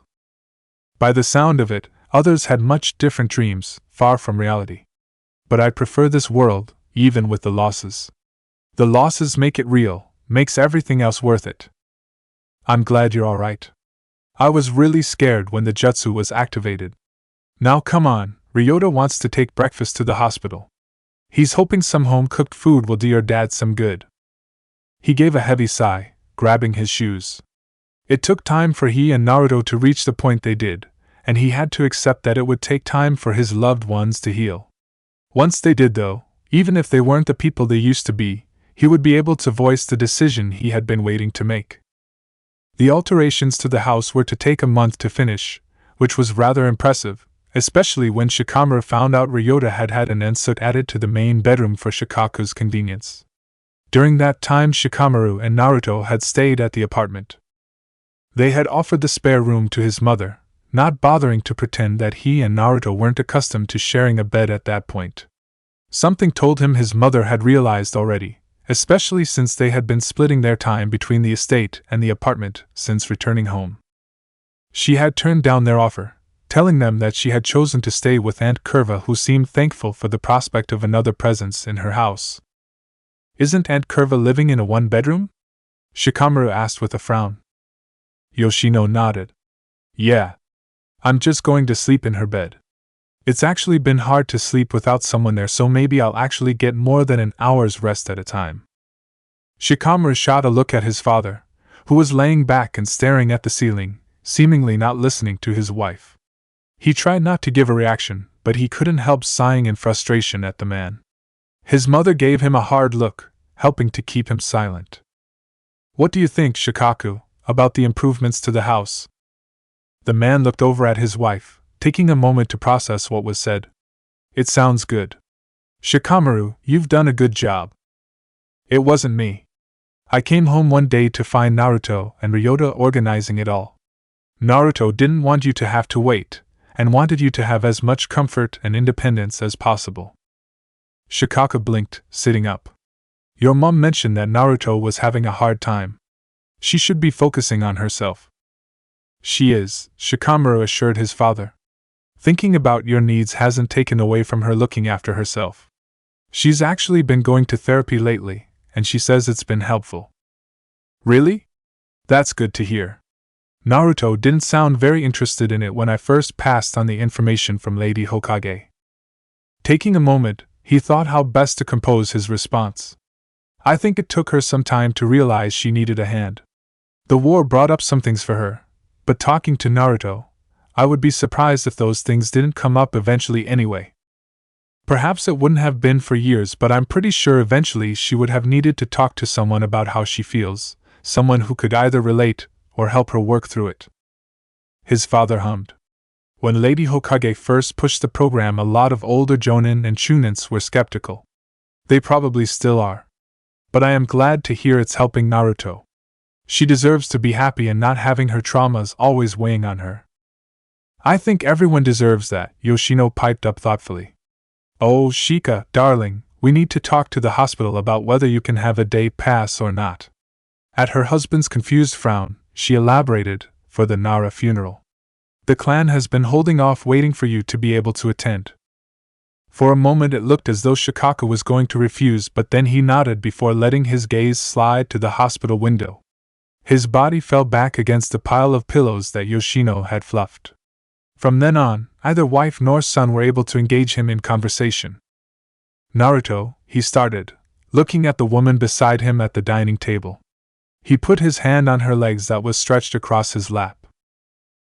She muttered, her bottom lip dancing in and out from under her teeth as she studied the paperwork in her hand. He waited for her to actually realize he had addressed her, his fingers gently stroking up and down her shin. Finally, she blinked, taking a moment to realize what actually caught her attention before she looked at Shikamaru. Sorry, did you say something? He gave her an amused smile. What's got all your focus? The blonde hesitated. Something to do with the foundation. Danzo was doing some morally disgusting things, and now that old granny has some time, we are working on how to deal with it all. I can't tell you more. Why not? I thought the Foundation was going to be more transparent with their fellow ninja. She gave him a ruthless smile. Elite Jonins, yeah, but not Chunins. Old granny gets to decide if you hear anything about what is going on. Watch it, Genin, he replied, his fingers skimming over the sole of her foot, making Naruto's leg jerk. Naruto gave a laugh. Did you just want to ask about my work? Nah, wanted a distraction. All the funeral plans are starting to do my head in. I used to find all clan protocol and paperwork tedious, but I will say after this I can see the importance of it, and how it helps clansmen.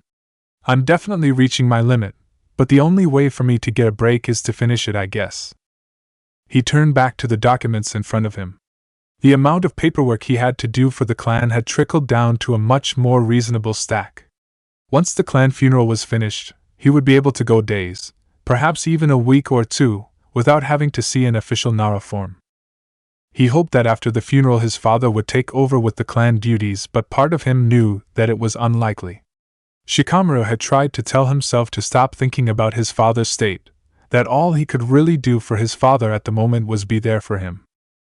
He couldn't even ask his father for advice on how to run the clan. The one time he had tried, his father had told him that Shikamaru had been raised for the task and had everything he needed before Shikaka had declared that he was tired and had stopped talking. Whenever he felt like he was drowning and wondering if he was failing his clan, or in concern for his father, he followed that link between him and Naruto. He had always thought that Naruto simply always surrounded him with her chakra, or flooded the area with it. She did skin the area constantly, an unconscious behavior at this point, but, as Naruto had had to explain to Shikamaru, only another sensory type had any chance of even noticing. It had sounded so obvious once stated. He had no ability to sense chakra. The only time he could feel it was when it was strong enough to choke even the most chakra-inept person. But he had always felt Naruto's presence. Even when she was off training with Killer Bee, he had known, somehow, that she was safe. Even from such a great distance, something had been tethering them. That had been something ripped away for a time when Kurama had been taken from Naruto. From the corner of his eye, he noticed Naruto putting her paperwork down and frowning in his direction. I think we should take a break once the funeral is over. You can finally relax a little, after that, can't you? Yeah, but what about you?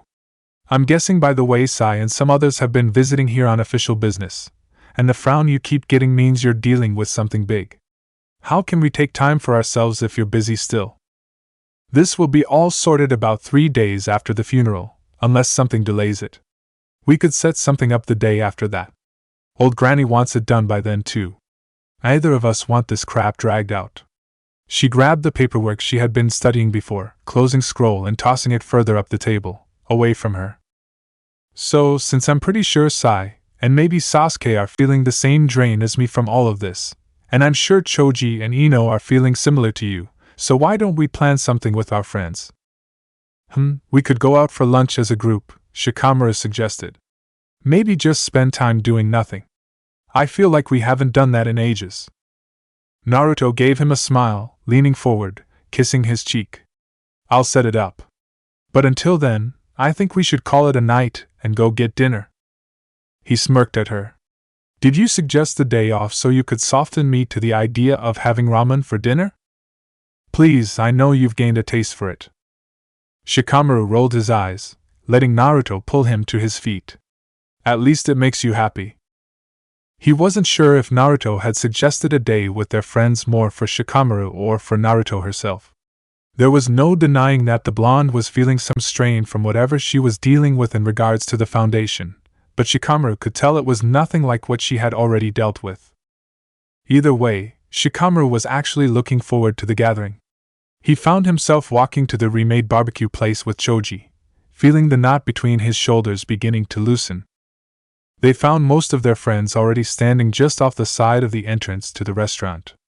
Ino waved at them when she spotted them, before she started scanning the street around them. The disappointment that flickered through her eyes made Shikamaru think she was looking for Sai. He, Naruto, and Sasuke were the only ones missing from the group. Hey, We thought Naruto and the others would be showing up with you, she admitted when the two men drew near. They had some last-minute work to finish off, Shikamaru explained. Just some loose ends, I think.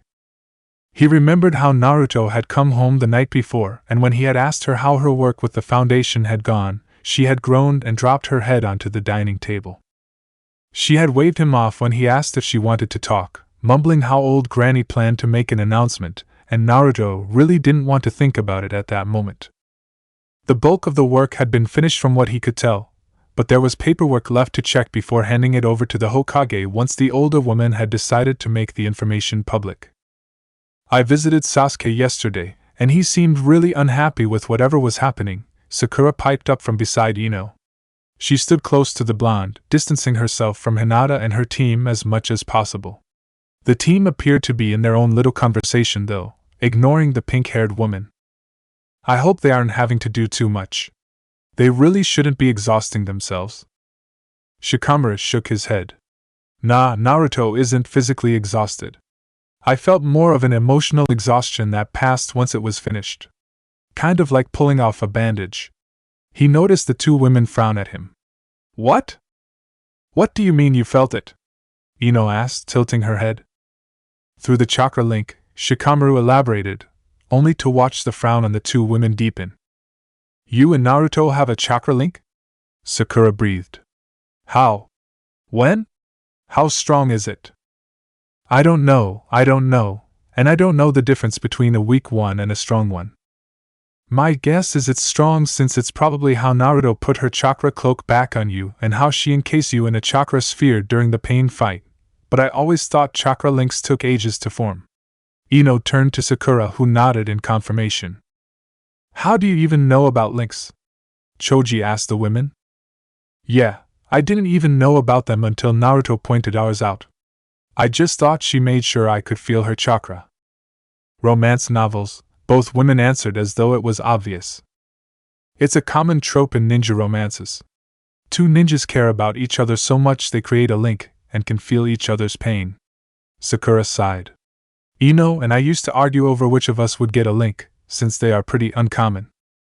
They usually take a long time to form, and they can only form once the people in the link truly trust each other explicitly. Shikamaru thought over it before he blinked. Huh. Mine and Naruto's must have started forming shortly after she went and got the 5th Hokage. At his teammates and Sakura's questioning looks, he elaborated. Naruto asked me to teach her a bit about my shadow possession jutsu just after she came back. I let her feel how my chakra was part of the hold, and she sort of returned my jutsu to me to break it. She doesn't do that to break it for anyone else or to break similar jutsus. I don't think that's when it formed, but I think that's what opened the window for it. Damn it, Sakura muttered, you're basically living out my romance fantasy. Who is? Shikamaru felt arms slip around his waist as a head nestled against his shoulder. You two are. Ino gave Naruto a fake scowl, only to have the other blonde stick her tongue out at her. Sai moved to stand beside Ino as Sasuke stopped a short distance from Naruto. Which between Shikamaru and Naruto are you jealous of? Sai, I'm not jealous of either of them. I had just always hoped to have something like what they have. Sakura watched the two of them as Naruto moved to stand in front of Shikamaru, letting him wrap his arms around her and brush his lips onto the skin behind the blonde's ear. In response, Naruto practically melted against him, her back resting comfortably against his chest. How did I never notice how close you two were? Was it always that obvious? Yes, both Kiba and Hinata piped up, Shino nodding silently. Where's Lee's team? Naruto looked to Hinata for answers. They decided to stay with Guy-sensei. He's going through some physio, and they wanted to support him. The blonde nodded in understanding. No, seriously, how was it that obvious? Sakura continued as they all started trailing into the restaurant. I couldn't have been that oblivious. You were, Sai assured. I barely understand emotions, and I could see that Shikamaru meant more to Naruto than others. She is more grounded with him nearby. When I first watched Naruto and attacked her to test her, I realized quickly that Shikamaru valued Naruto above his own safety. Even I knew they had a thing for each other, and I'd been gone for years, Sasuke admitted. At the raised eyebrow the Nara gave him, he smirked.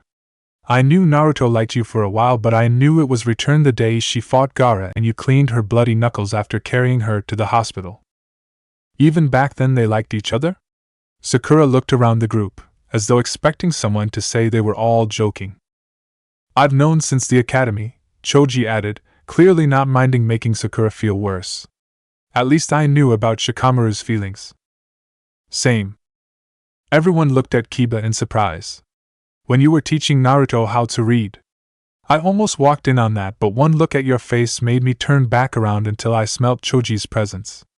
I thought it was a little crush that went away once we graduated, but I realized it didn't the day you became a chunin. It wasn't until after Naruto came back from training that I realized it was returned though. If it helps, Sakura, I didn't realize how close they were until after Naruto returned. Kiba helped to confirm it, so we made sure to try to make it clear to them both that we supported our friends expressing their love. Shino's words would have sounded more reassuring if he hadn't delivered them in a flat tone. Oh, is that why you and Kiba told me you didn't mind who I dated after Pervy Sage died? Yes, and then you decided to try to make me uncomfortable. Kiba shrieked. Naruto sniggered into Shikamaru's shoulder. Maybe they just wanted an excuse to kiss, Hinata supplied. And I knew back when we were all waiting for the Chunin exams to start. I was trying to work out why Shikamaru was giving me dirty looks. Then I realized he had picked up on my crush on Naruto and was jealous. You had a crush on me? Yeah, pretty sure Niji had a little one on you too after you both fought. Guess it's something he and I share. Hinata looked far too amused about Naruto's bewilderment for a woman that Shikamaru once saw as sweet and kind. What am I, a Higwa magnet? Do I have to worry about Amon getting feelings for you? Shikamaru sniggered. I'm pretty sure he has a thing for Inara, Naruto whispered in his ear. Shikamaru didn't bother to ask if she meant Jun or Hiro, knowing she wouldn't answer. Instead, he turned to Hinata. Sorry about the glaring. I didn't realize I had feelings for Naruto at the time. Actually, my jealousy for you helped me realize. He scratched the back of his neck sheepishly as Hinata waved him off. So, everyone knew around the time Naruto came back from training? Sakura asked as they sat down in their reserved section. No, Ino assured. I didn't realize until I saw them together after they had had lunch. Naruto had been back for a little while by then. Shikamaru was so open with Naruto, in a way I had never seen before. Though, considering you were with me at the time, I'm a little surprised that you didn't notice how close they were. Sakura looked at Shikamaru and Naruto. Then Nara decided to ignore her stare, instead twisting a strand of hair that wasn't in Naruto's ponytail around his finger. You look beautiful today, he whispered to her. She looked down at her outfit before looking up in confusion. I'm in boy form today. Okay, handsome then, he retorted, getting a snort in reply. He kissed her behind her ear again before kissing her cheek. They weren't always that obvious, right? No, Sakura, Choji chuckled. They didn't really kiss in front of anyone before they started dating. But they were at this level of touchy, whispery though. Have been for a long time actually. When Shikamaru frowned in confusion at him, he grinned. You aren't touchy at all, Shikamaru, but even in the academy, you would initiate a lot of physical contact with Naruto. It's only gotten worse over the years, and honestly, I find it cute. He blinked at his friend, trying to think of the last time he had initiated contact with the bigger man, or Ino. Outside of necessity, he couldn't remember any moment in recent memory. Even before they dated though, he barely went a minute of interacting with Naruto before he had reached out for her in some way. I honestly never noticed. I hadn't realized how obvious I was being. Helps explain how you two ended up with a chakra link though, Ino piped up, rolling her eyes before changing the topic. So, what has been keeping you three so busy anyway? Sai and Sasuke shot Naruto a look, clearly wondering what to say. The blonde sighed heavily. Old Granny is going to inform ninjas over the next few days, so we are allowed to talk about it. Danzo had collected DNA off various people and tried to clone them. Some he tried to combine the DNA of said people. Only 2 of his experiments reached a living state, though they both still need to stay in the incubation tubes. One is a clone of Waka Uzumaki who I was in the orphanage with. I told his boyfriend today, and he's going to raise the clone like his and Waka's son. The other is technically the offspring of two people. Explaining to them what Danzo had done wasn't fun. They are in shock at the moment, but they have plenty of time to think everything through before a decision about the baby needs to be made. All bar the two tubes being used have been shut down, though they haven't been destroyed yet in case the two functioning ones need repairs. Once the two babies no longer need to be incubated, the whole lab will be destroyed. Shit, Kiba muttered. Danzo was really a dick. Yes, but thankfully that is the last horrendous thing of his that had to come to light. Sai started pouring drinks from the jug on the table calmly. That is a relief, that's for sure, Naruto said, accepting the cup that Sai passed her. Now the Foundation can move forward. She took a deep, calming breath. But I'm sick of work. Choji, are you going to man the barbecue? Of course. I'm not letting you cook. Aunt Yoshino told my mom about the mess you and Ryota left behind after Eri's wedding. 3 months after returning from war, and the village was fully repaired from pain, with many of the ninjas returning to regular duties. The decrease in population was noticeable, as were the fresh scars on many of the fighters, but for the most part, life was returning back to normal. Shikamaru couldn't help the sting he felt whenever he walked through newly built streets and observed the healing of time. He nodded to the man at the entry desk of the hospital before turning left, taking the stairs up 2 levels.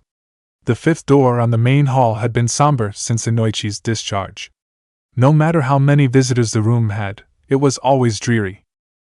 Like every day previous, his mother was sitting by his father's bed, reading as comfortably as if they were in their living room. There was a tightness in her shoulders, though, that gave her away. His father staring out the window, something he seemed to do continuously whenever Shikamaru visited. Shikamaru exchanged soft greetings with his mother as he perched himself on the windowsill. He was tempted to move into his father's line of sight, but chose not to. The wheelchair that his father had used for the funeral sat untouched in the corner of the room. He looked away, letting his eyes skid across the room. Everything about the room fed into the pit in his stomach, his jaw clenching. Reminding himself to breath, Shikamaru focused his gaze on the vase of flowers on the bedside table. They looked fresh, perhaps only a day old. Ino had probably brought a new bunch. She did every time the old ones wilted beyond the help of fresh water. I hope Naruto isn't working too hard, Yoshino commented in a soft voice. No, she actually has the day off. She and Sasuke have found a clearing far enough away from the village to do some training. The two of them are a little worried they won't know how to pull back in a regular fight now. Not to mention both of them have been so focused on training for specific fights that they haven't been able to fully explore what they can do. They both seem pretty excited to branch out, honestly. I'm glad. After everything, Naruto deserves that. So does Sasuke. I can't believe the things Danzo was able to do. The two of them deserve to live their lives, without thinking about the next fight, or the next person after them. A clearing of a throat snapped Shikamaru's attention to the bed. His father was no longer looking out the window, but was looking between Shikamaru and his mother. He cleared his throat again. The alterations on the house are finished, right? Yeah. You saw the changes after the funeral. Shikamaru frowned. He was tempted to look at his mother to see if she knew where the conversation was going. I just wanted to make sure all of them were done. What about the retirement house? They're still working on that one. Yoshino reached out, putting her arm on her husband's forearm. Would you prefer to move into that one? Shikaka's eyes darted to his son before moving back to his wife's face. If the house is ready for me, it would be a shame to not use it. I just want to go home. I think it's what I need now. Shikamaru shot a look at his mother, not willing to believe his ears until he saw the smile building on his mother's face. I've been thinking I've imposed on Curva enough. She's hinted that she is wanting to move in with Eri during the last stage of her pregnancy to help her. Don't worry, Shikamaru, you and Naruto won't have to go back to pretending you don't share a bed. Wasn't planning to, he assured with a shrug, trying to will away his blush. Chapter 75, Worthy. Even after so many years, the sight before him was somewhat hard to believe. When he was in the academy, he would never have thought it possible. And yet, Shikamaru sat at a table with the future 6th Hokage and current head of the Foundation as she good-naturedly teased the 4th Kazekage as his advisors, who were also his siblings, laughed. Peace between the 5 countries had always believed to be impossible. They had been taught in the academy that any temporary peace held was enforced by a handful of powerful ninjas. The 4th Hokage had been single-handedly holding off the other armies until his death. Without fear of the strongest ninjas, the different villages would be at each other's throats. Naruto could have been the one to hold off the rest of the world. Instead, she helped to do the impossible. Admittedly, she wasn't the only one, but she was the first. She reached out a hand to Gaara, the Sand's threat, offering him understanding and acceptance. The Sand had made a treaty with the Leaf after their failed invasion out of fear, but once Gaara was in charge it had turned into one held by respect. And from there, it had built. Shikamaru certainly hadn't expected to call one of the Sand's most terrifying ninjas amongst his closest friends, but there was no denying that Temari had earned the term. As had Kankuro, as annoying as he was at times. So how is your training with Sasuke going? Gaara asked abruptly. Naruto sniggered at the clear change in topic but kindly didn't fight it. Good. We have another one in 3 months if you want to join. Surprised you didn't plan one around your birthday, Kankuro said. At the frown of confusion, the blonde gave him he elaborated. Temari mentioned you aren't a big fan of parties and I'm sure your friends will want to celebrate your 21st with you. I heard they threw you one last year. Naruto shrugged. It wasn't a big party, more like we all hang out and had dinner. I didn't even open my presents at dinner. They were very considerate about it all. I don't have to worry about them trying to spring a party on me, so I don't see the point of being out of the village for it when I can instead spend it with those I'm close to. I'm more surprised you planned your last one during the Chunin exams. Temari downed the rest of her drink. I thought you would have wanted to be promoted out of genin. Don't you think it would be a little unfair for me to fight a bunch of 12-year-olds when I have the abilities I have? So, you're happy to just stay a genin? Naruto shrugged. I much prefer it over fighting ninjas much weaker than me just for a title. Didn't you say that it didn't matter if you were stuck a genin, you'd still become Hokage? Shikamaru asked, draping his arm over the back of Naruto's chair.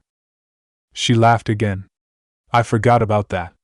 Guess I'm a woman of my word. Perhaps we other Kage can talk to Lord Kakashi about bending the rules for you, just this once. Nah, it's all good, Gaara. Chunin or not, doesn't change anything. Besides, there's no rule against a genin becoming Hokage, so that's the only thing that would affect my choice. You sure you can be Hokage whilst a genin? Kankuro asked. Yep. Looked into it to make sure. Otherwise, I would have taken the exams when I was 17. Shikamaru couldn't help but laugh at the foresight of his girlfriend. I'm surprised that you weren't offered the position of Hokage when Lady Tsundai retired. The Nara noticed how Naruto tensed slightly at Gaara's statement before she slowly relaxed. He tried not to frown, not wanting the Sand siblings to notice Naruto's behavior if she didn't want to address it. They did, the blonde admitted, shocking even her boyfriend. I turned it down. Shikamaru was sure Naruto could feel his eyes boring into the side of her head. She shot him a look that her shoulder-length hair half hid. He could normally read her expression so well, but that one he couldn't. She didn't look like she had been hiding it from him, nor did she look surprised that he was unaware. Lord Kakashi hadn't mentioned it to him that Naruto had been offered the role before him, even though he had put his name in for the advisor position to train for when Naruto took the Hokage seat. Why? You've been harping on about the job since before we met you? Temari scrutinized the other woman before looking to Shikamaru for answers, only to find his bored expression carefully masking his own thoughts. Naruto just shrugged, looking amused at the clear annoyance she got in response. Before Temari, or Kankuro for that matter, could pester Naruto for her silence, Gaara changed the topic. Shikamaru was able to bite his tongue on the topic for the rest of the night. It wasn't until they were getting ready for bed, Naruto having flopped down onto the mattress, that he brought it up again. Why didn't you tell me you were offered the Hokage role? Why did you turn it down?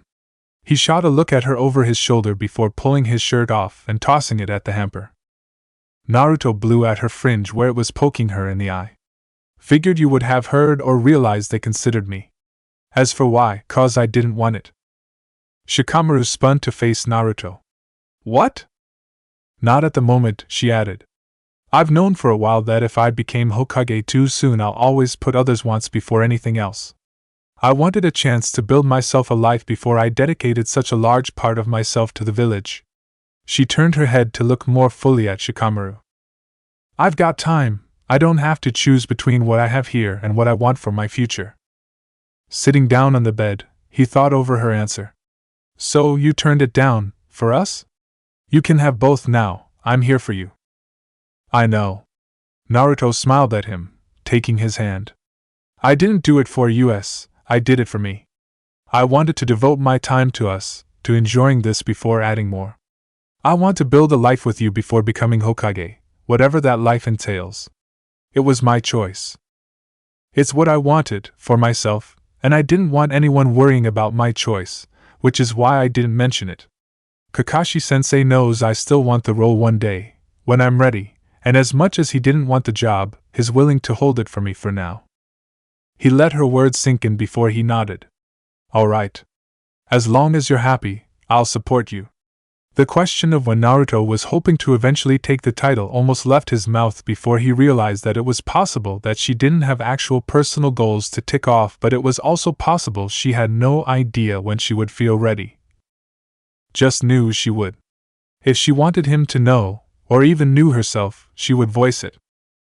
As he and Naruto finished getting ready for bed, Shikamaru studied the blonde out of the corner of his eye.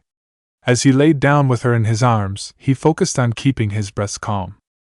His mind started fabricating reasons for why Naruto had told him now that she had chosen to not become Hokage to focus on their relationship instead of telling him 2 years ago.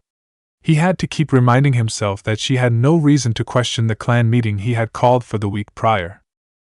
As the head of the Naras, it was expected for him to have meetings to ensure that the clan was running efficiently. Even if she did suspect something, she probably wouldn't have been surprised. Shikamaru had made it a point to make his intentions clear, as had Naruto. After how long it had taken them to make their feelings known to each other, they had silently decided to always be upfront to each other about their intentions and emotions in regards to their relationship. And besides, it wouldn't be long before she found out anyway.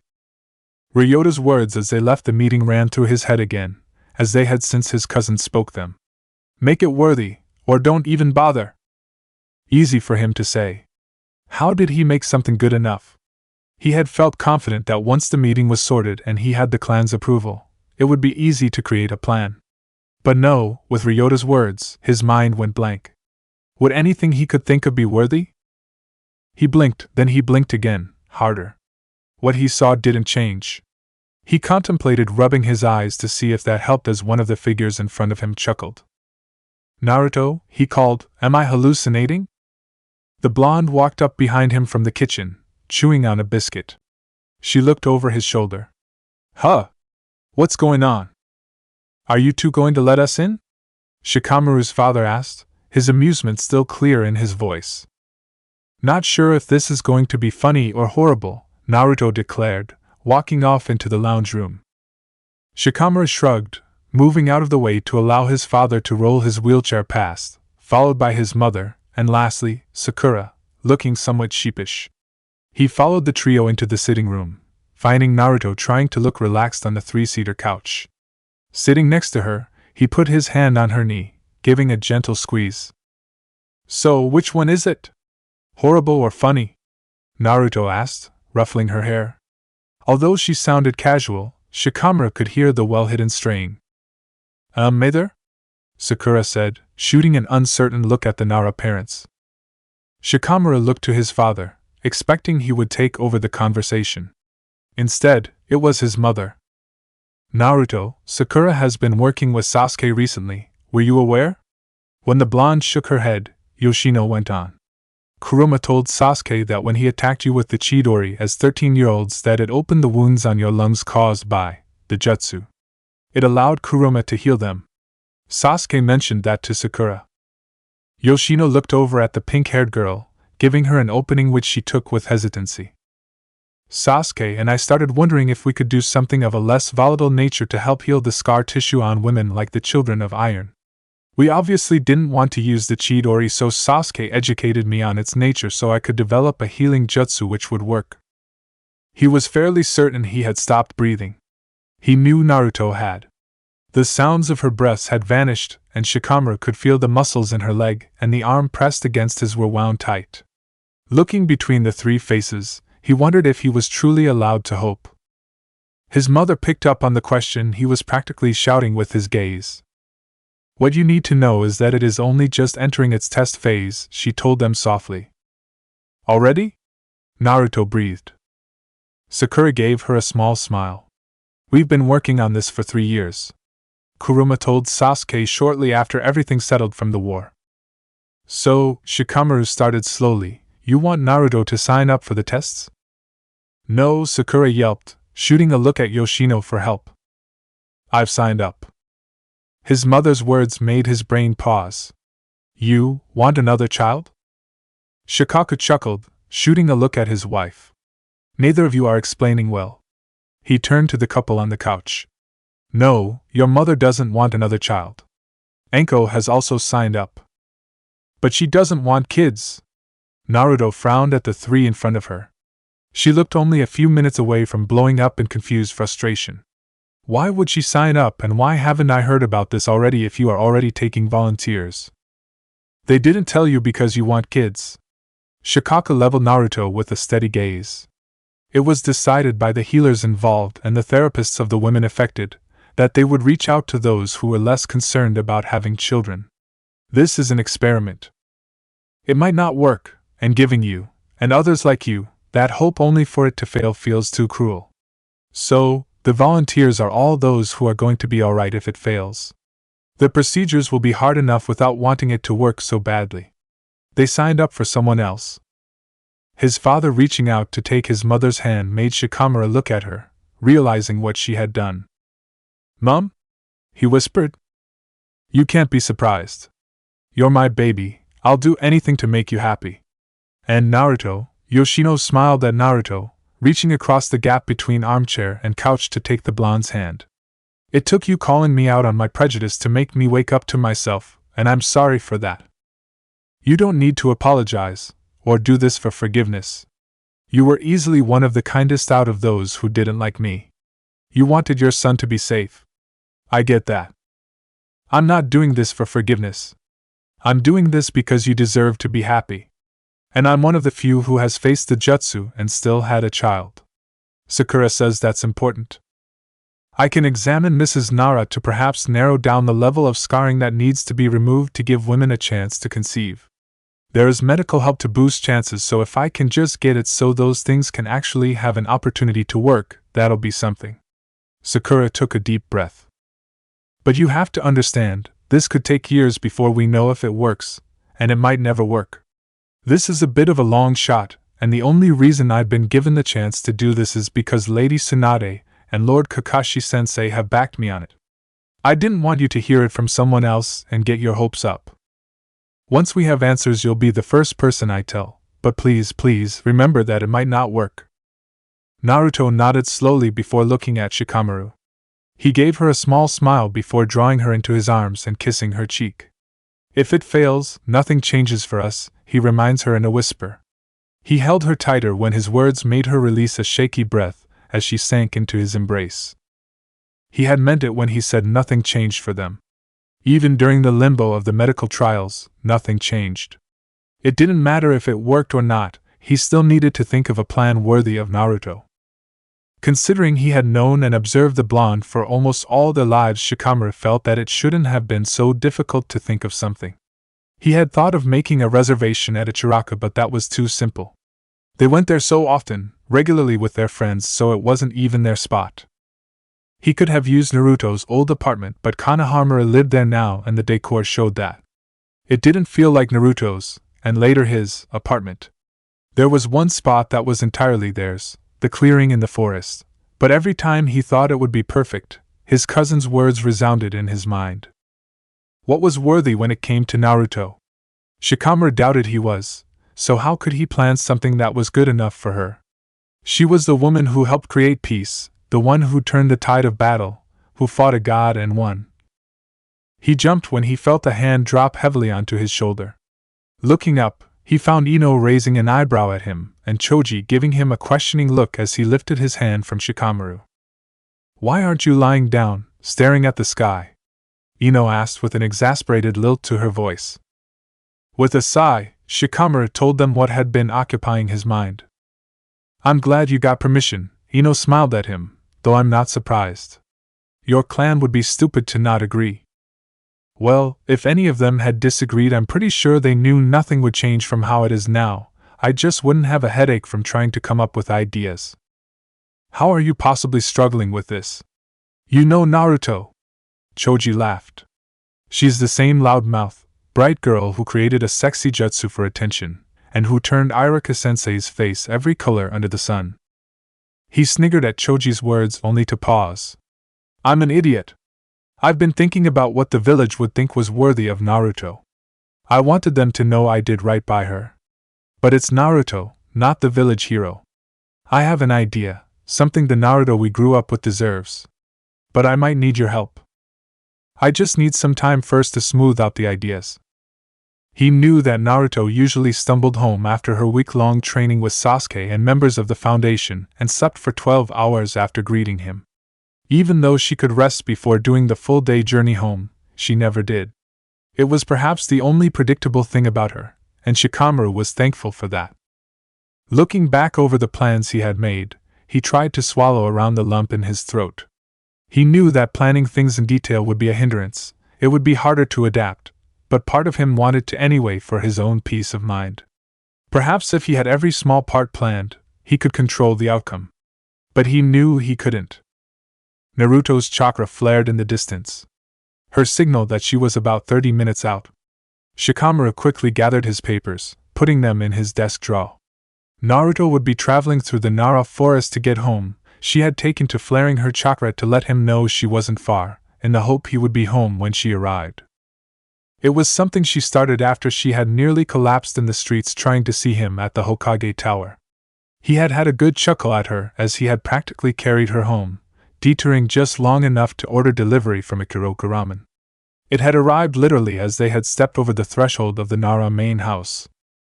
The blonde made good time, stumbling into the entryway exactly 27 minutes after she had alerted Shikamaru that she was close.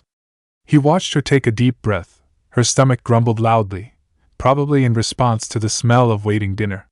Shikamaru chuckled, drawing Naruto's attention. With a blinding smile, she tackled him to the ground, making him groan. Before he could grumble in annoyance at her, she kissed him. "Missed me?" Shikamaru asked, like after every trip, once Naruto had pulled back. "Every minute," Naruto replied, as he knew she would.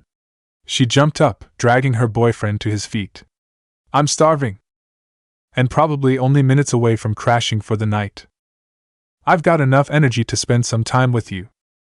Shikamaru schooled his features into what he hoped looked like amused delight. "Didn't Sasuke and the Foundation push you hard enough?" Naruto shrugged. "Maybe I've just improved a lot. Sasuke looked like the walking dead when I left them." She gave him a suggestive smile. "You can always burn up the last of my energy." Fighting the urge to check his watch, he kissed her cheek before whispering in her ear. "I can do that." She had to sleep 12 hours. There was no way he, Ino, and Choji could enact his plan in under 12 hours. Throughout dinner he tried to focus on Naruto, as she told him everything that had happened over the week. She wasn't nearly face-planting her food, she wasn't muttering incoherently between deep yawns and large mouthfuls.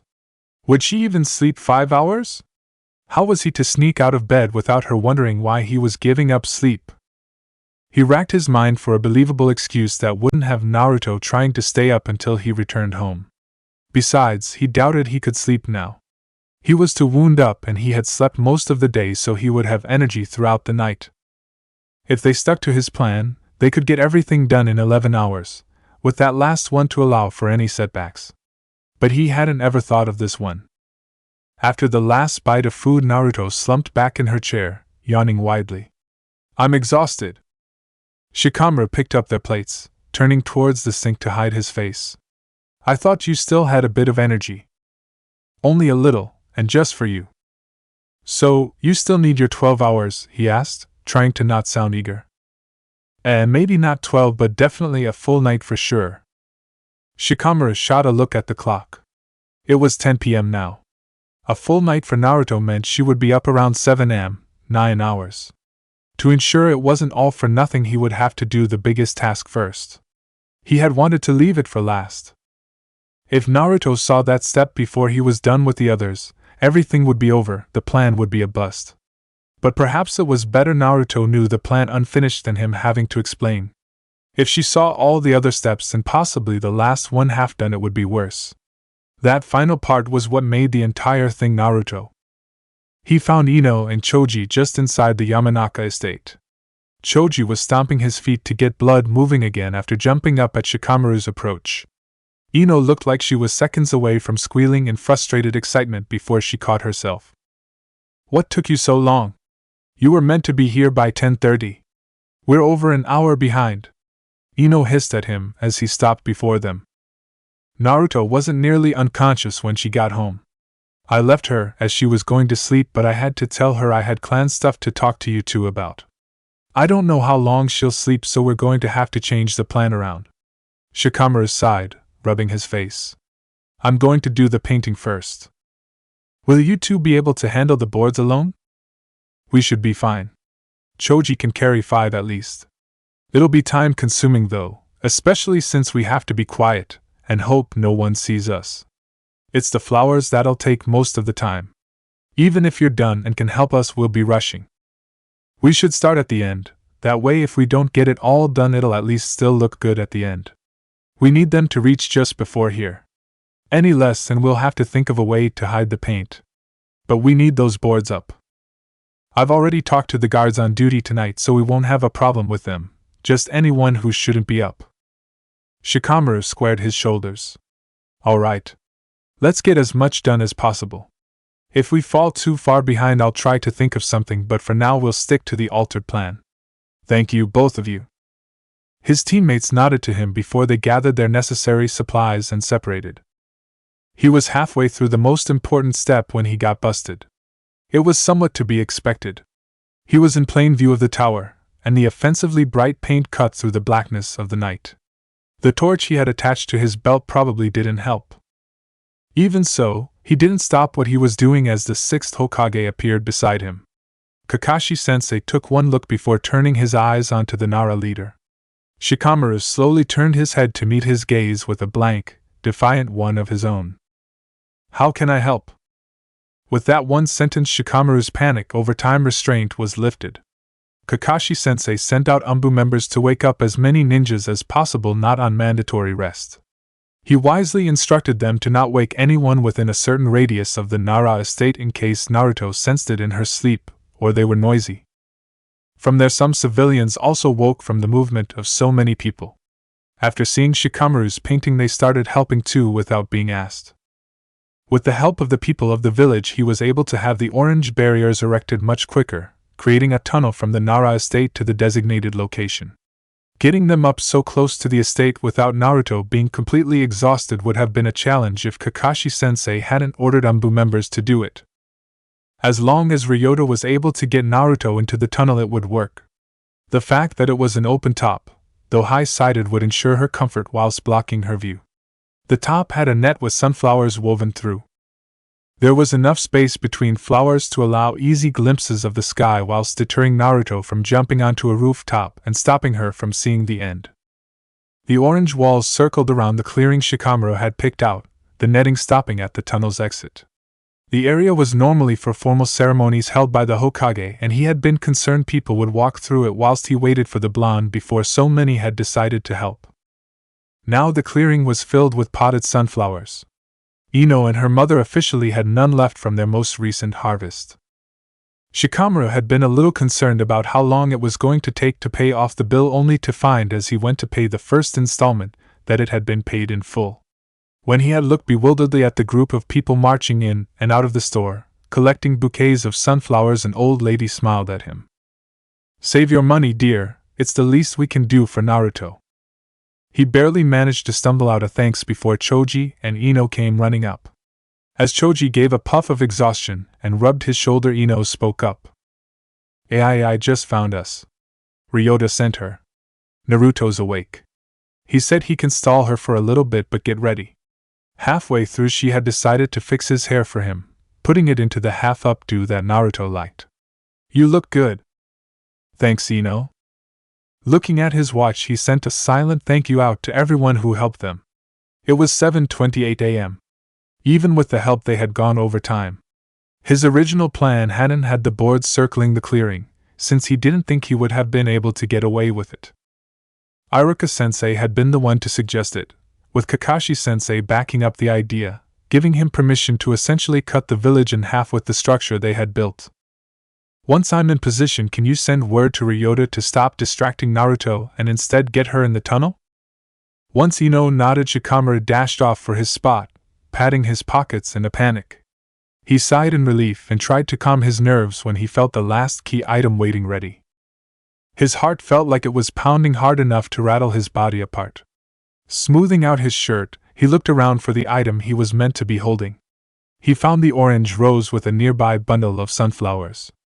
He could hear people moving around behind the barriers. From a gap to his right, he caught a glimpse of his mother, pushing his father's wheelchair. The older man shot him an amused smile before he pushed the gap closed with his shadow. Knowing his parents, along with Ino, Choji, Iruka-sensei, and probably Kakashi-sensei and half of the village were behind the orange walls, should have made his skin crawl. Instead, he actually felt somewhat comforted. No one helped him, expecting a spectacular fail, and he doubted that everyone was waiting to witness one now. People had been supportive of them for a long time, and honestly, he had little doubt on how his plan was going to end. Even so, standing in the middle of the street with faces peeking over the barrier, he started to get nervous.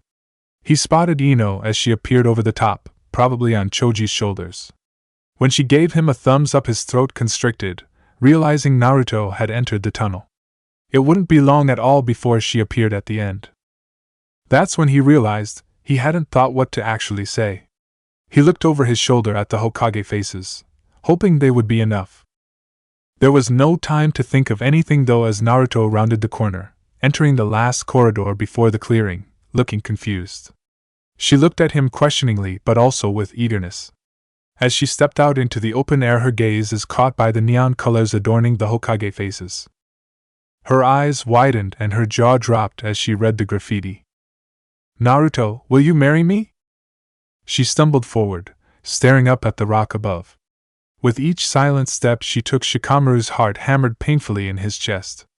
People started to do away with their discretion and instead leant over the barrier. His mother nearly fell over the top, but Choji pulled her back. They were all grinning at Naruto as she turned her gaze slowly from the words to the people. When she drew closer to Shikamaru, he lowered himself to one knee, making her look at him. Instead of a ring, which was safely in his pocket, he pulled the orange rose from behind his back. He opened his mouth, wondering what was about to come out.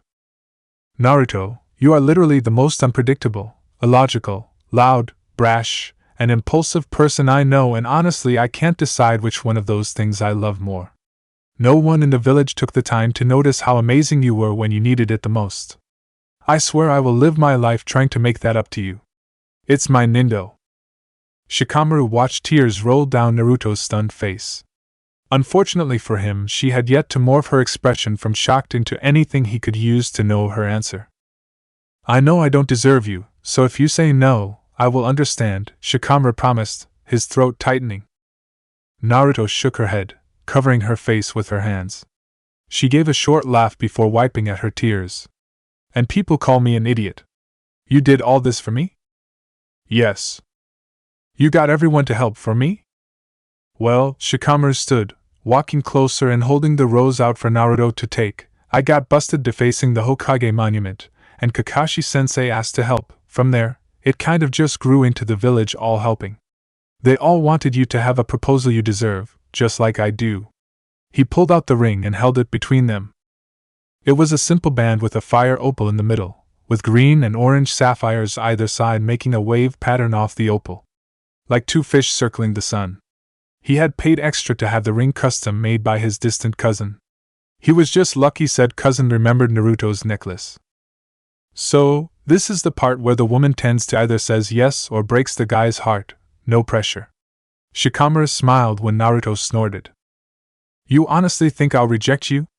When Shikamaru shrugged, she snorted again. Like I said, people say I'm an idiot. She threw her arms around him, kissing him. Of course, I'll marry you. Yes. Believe it. Everyone listening started cheering as Shikamaru grinned and pulled back enough to slip the ring onto Naruto's finger. He was glad he had measured her finger in her sleep. It was a perfect fit. The moment it was secure, he put his hand on the back of Naruto's neck, his forehead against hers. Can I kiss you? He whispered, getting a mouthed yes back before he kissed the blonde bouncing with excitement in front of him. The sounds of everyone around them was drowned out as he realized his plan had worked. When he drew back, he felt people clapping him on the shoulder with congratulations. He looked over his shoulder to see Kakashi-sensei, Iruka-sensei smiling behind Naruto. The moment Shikamaru and Naruto separated, he drew the blonde into his arms, kissing the top of her head. Many jonins owe Mirai money now, Kakashi-sensei declared. At Shikamaru's raised eyebrow he elaborated. After the Chunin exams that led to your promotion, the jonins who had been involved in the tests were all talking about different relationships between the students. Asuma had told all of us that you were going to end up with Naruto. We all laughed at him, so he bet us. He smiled under his mask. I'm glad we all lost. Congratulations. Thanks. And thank you for the help setting all this up. Kakashi-sensei nodded before disappearing into the crowd. Shikamaru was swept into a hug by his mother. Over her shoulder he could see Naruto bending down to hug his father. The smile on her face was radiant. As she broke the embrace, she turned to look at him, her smile somehow widening. As her eyes moved to the paint on the stone faces above, Shikamaru realized his grin was probably just as wide, perhaps even more, as he saw the ring glint off Naruto's finger. Extracting himself from his mother's grip, nudging her towards his father as she became a sobbing mess, he moved to stand behind Naruto, wrapping his arms around her waist. I hope the proposal was everything you hoped for. It took Naruto a moment to find her voice. I had only ever hoped you'd one day ask and that the clan would let you. But this is so much, I can't believe it's all for me. I told you. You are my Nindo. Something this eye-catching is what you deserve. Naruto turned in his arms, blinding away tears. I only ever wanted people's attention because I was lonely. But you were the reason that loneliness ended. You helped me make friends, you showed me I had worth, you taught me to value myself as much as I value others. You don't need to make me your Nindo. You've already succeeded in making me feel whole. I just want to be with you. Lifting her hand with the ring on it, he kissed her knuckle, the stones bumping his lip. You have me. Chapter 76, The End. Their wedding had been a large affair, something neither of them would have chosen for themselves, but after making a guest list that was what they had. In the end, he was glad it was so big. They had so many people important to them that they wanted to share an event over 14 years in the making. With leaders from other villages coming, the elders tried to turn the wedding into a political affair, but surprisingly Naruto was the one who shut the subtle order down instantly. No one is using our wedding for politics. Our friends are coming to celebrate us and our lives together, not to make alliances. It had felt like Naruto towered over the two. Shikamaru had to pretend he was putting his fist in front of his mouth in anger or in thought, but in truth he was trying to hide his grin. The elder had started the conversation in Lord Kakashi's office as though they expected Shikamaru and Naruto to go along with their plan, but by the end they were simply nodding along with the blonde. He and Naruto had done a majority of the planning for their wedding, even though either of them found particular enjoyment from organizing events. Their wedding, however, was different. Shikamaru wanted to make something good enough for Naruto, and he had a feeling his fiancée had to do something similar. They did have his mother and Aunt Momoji's help, and Iruka-sensei lent a hand, though he had clearly been a bit overwhelmed by Naruto asking him to fill the fatherly role. They had had a buffet like with Shikamaru's cousin's wedding, Naruto having liked the meaning behind Eiji's tradition. It had also given the other ninja villages the opportunity to share some of their cultural dishes. In the end, the elders did get what they wanted in a way. Having the chance to simply spend time intermingling, seeing people outside of being ninjas or past enemies helped ease any remaining tension between the villages. Shikamaru had even seen Choji dancing with a woman from the cloud. Admittedly, the wedding itself felt like it was over in a flash. He had started grinning the moment he saw Naruto walking out on Irika-sensei's arm. His mother had tried to convince them to tone down the orange, but she had lost. Naruto wore a flowy, sparkly dress, the skirt burnt from the same white of the bodice to a rich, sunset orange, which to Shikamaru gave Naruto the illusion of walking on the horizon. As for him, he wore a black kimono with deep green trim. On the cuffs were embroidered the Uzumaki symbol and the Nara symbol, on the left and right respectfully. Although he knew that he would remember the moment Naruto stopped in front of him, smiling brightly, forever, the rest of the ceremony and reception went by in a blur. By the time the two of them fell into bed late in the night, even Naruto was exhausted, and both their faces hurt from smiling and laughing so much. In the 2 years since Sakura had told them about her tests, the 2 years that they had been married, Shikamaru and Naruto tried not to think about it. It wasn't a well-known medical trial, so short of seeking out information, it was easy for them to put it out of their minds. That was, until Sakura appeared on their doorstep. Shikamaru had only just woken up. Instead of guessing why she was there, he simply stared at her, lazily sipping his coffee. Moments after he had opened the door, Sakura had blushed and looked away. It took him a second to look down and realize that he was shirtless, and that was causing her discomfort. "Do you need something?" he asked, not unkindly. "Is there a mission or something?" I was hoping to talk to you and Naruto. Is she home?" Sakura shot a look over Shikamaru's shoulder.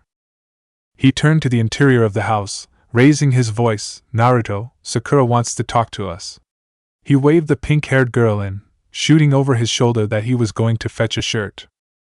As he disappeared into the bedroom, Naruto came out of the kitchen, greeting her old teammate.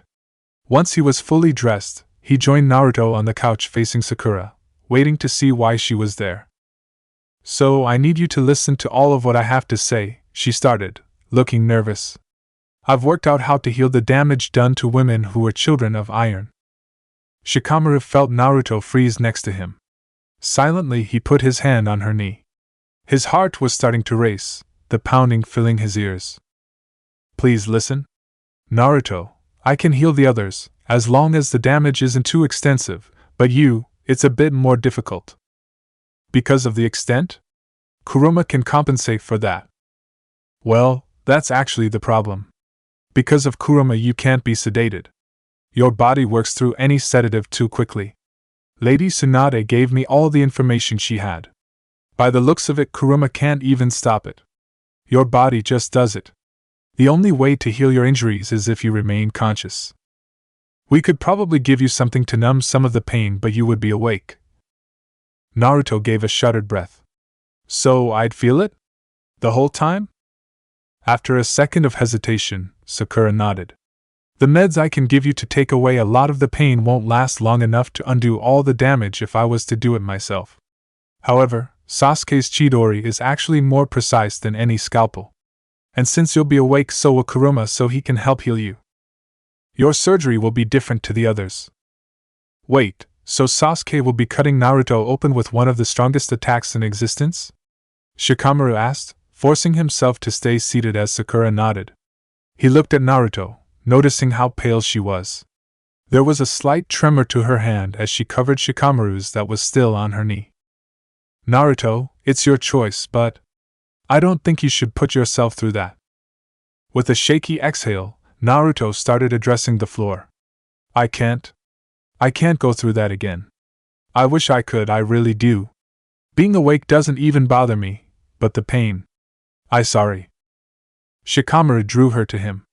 "You don't need to apologize." Still holding Naruto close, he looked over the blonde's head at Sakura. "Thank you for letting us know all this." "No problem. I'm going to try to find a way to take away the pain. I won't make any promises, but I will do what I can." Naruto lifted her head, still leaning into Shikamaru, as she sniffled. "If you found a way to do that, I'd owe you everything. Naruto, I owe you. This is probably the only thing I could ever do to make it up to you. Sakura gave them both a small smile. I'll leave you to your day. I promise, I'm not giving up on it. After Sakura saw herself out, the two continued to sit on the couch in silence, Shikamaru's arms wrapped around Naruto's shoulders, whilst her stronger arms squeezed at his waist. He tried to not let the tension enter his limbs and let Naruto feel it, but he couldn't deny there was an aimless rage in his stomach. They shouldn't have been given such a horrible choice, but at the end of the day nothing had changed for them from the day before. A few weeks later, Shikamaru noticed that Naruto was much more low energy than she had ever typically been. He couldn't deny that he also needed an extra breath in the morning before finding the energy to pull himself out of bed since Sakura's visit. He wasn't sure how he was meant to address it. Naruto had seemed fine days after, appearing to have hoped that Sakura might find a way around the pain issue. An hour after a quiet dinner at home, since Naruto hadn't wanted to go into town for a meal, Shikamaru found the blonde sleeping fully dressed in their bed. She was sprawled on top of the covers and was snoring. Shaking his head, Shikamaru retrieved a spare blanket and pulled it over Naruto. As he went to leave the room, the blonde's snoring stopped. Hey, she muttered, blinking heavily. I didn't mean to fall asleep. Did you overdo the training today? Shikamaru laughed softly as he sat beside her. No, I was doing paperwork all day. I've just been tired the last few days. Naruto sat up, rubbing at her eyes. Are you getting sick? Can you even get sick? Naruto's eyes unfocused for a moment before refocusing. Kuruma said I'm fine and I can get sick if he and I are both low on energy. Maybe you're just overworked. Naruto gave a laugh, stumbling to her feet and moving over to her dresser. Might make Sasuke take on more of the paperwork. Being hunched over the desk for so long is starting to hurt my stomach muscles. I'm stuck in strategy meetings for the next week to try to track down rogue ninja hiding in the neighboring forest, but how about after that I come and get you for lunch, and we can just take the afternoon to relax. Hopefully you won't still be overworked, but either way the break would be nice. The blonde, having finished changing into her pajamas, nodded tiredly before throwing the blankets back and collapsing onto the bed. Oh man, Shikamaru sighed, realizing Naruto was asleep before she even hit the mattress. Pulling the sheets over her form, he brushed her hair from her face and kissed her forehead before getting ready for bed himself. Deep into the night he woke to Naruto whimpering in her sleep, tears leaking out of her closed eyes. He pulled her to him, whispering comforts in between kissing her head as he stroked her back. Yet again he debated discussing the nightmares the blonde had been having for weeks with her. He wasn't sure if she remembered them the next morning, but they were starting to become a nightly thing. She petered out after 20 minutes, occasionally sniffling for the following 2 hours. Shikamaru made sure that, even when they moved away from each other during the night, he kept contact with Naruto, sometimes holding her hand, sometimes putting his hand on her back, just ensuring she knew he was there. As promised, a week later Shikamaru went to the Foundation's headquarters to pick up his wife for their afternoon together. He had clearance thanks to being the village's head strategist, though he wouldn't have been surprised if people thought Naruto gave him access. He nodded in greeting to any member he recognized, even if it was only their masks he knew, as he made his way to Naruto's office. As he came to the door he could hear Sasuke's muffled voice, saying something about being done for the day. Shikamaru figured that statement was as good as an invite to surprise Naruto, and opened the door. He stopped in the threshold. The scene within had paused at his arrival, allowing him time to process what he was seeing. He had expected Naruto and Sasuke in the room, however, he hadn't planned to find Sakura. That wasn't what caused him to freeze though. Naruto was laid out on her desk with Sasuke and Sakura standing either side of her, their hands hovering over her midsection, her shirt lifted to expose her stomach. Naruto was also displaying an odd stillness outside of the surprise of his appearance. She shouldn't have been surprised as it was. And Naruto, even though he could see was awake, hadn't turned her head to look at him. What's going on here? Sakura frowned in confusion before looking down at the blonde on the table. Did Naruto not tell him?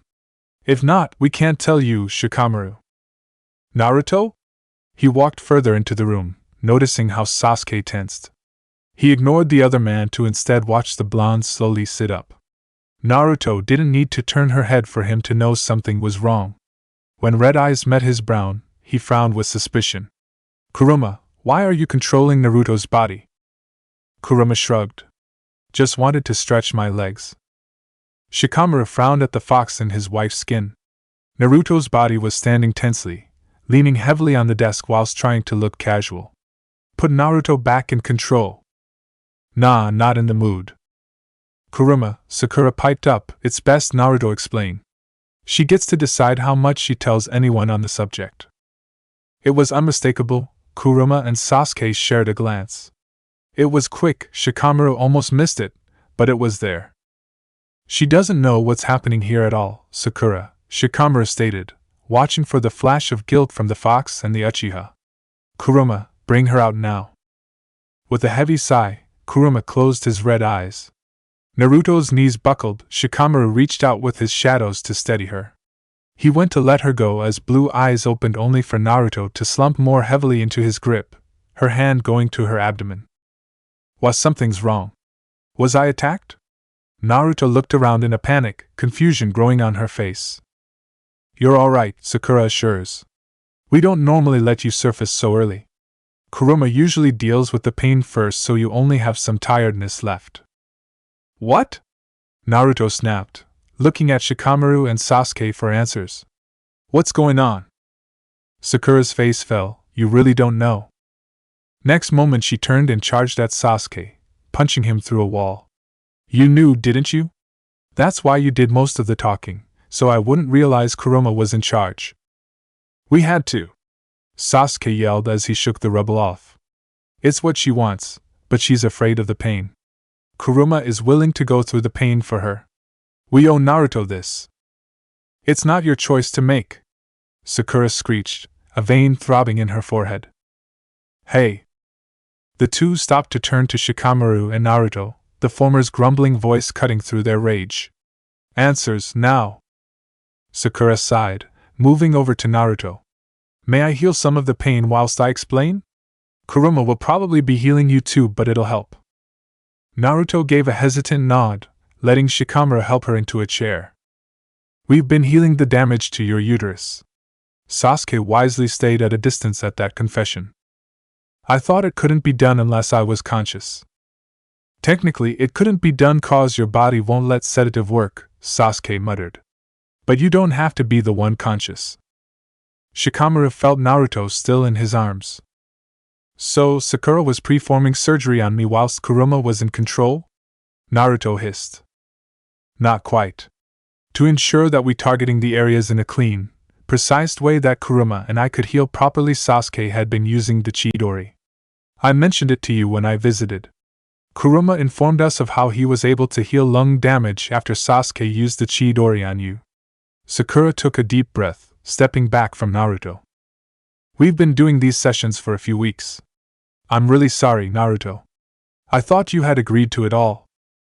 So Sasuke has been using an attack on her body, knowing that she had no idea, whilst Kuruma hid the evidence. Shikamaru glared at the other man who silently hung his head. Shikamaru, Naruto said in a small voice. Can we go home? Of course. He helped her up, holding her closer when she winced in pain. Naruto was silent during their walk home, her face flickering through anger, hurt, betrayal, and hope, but all was mixed with confusion.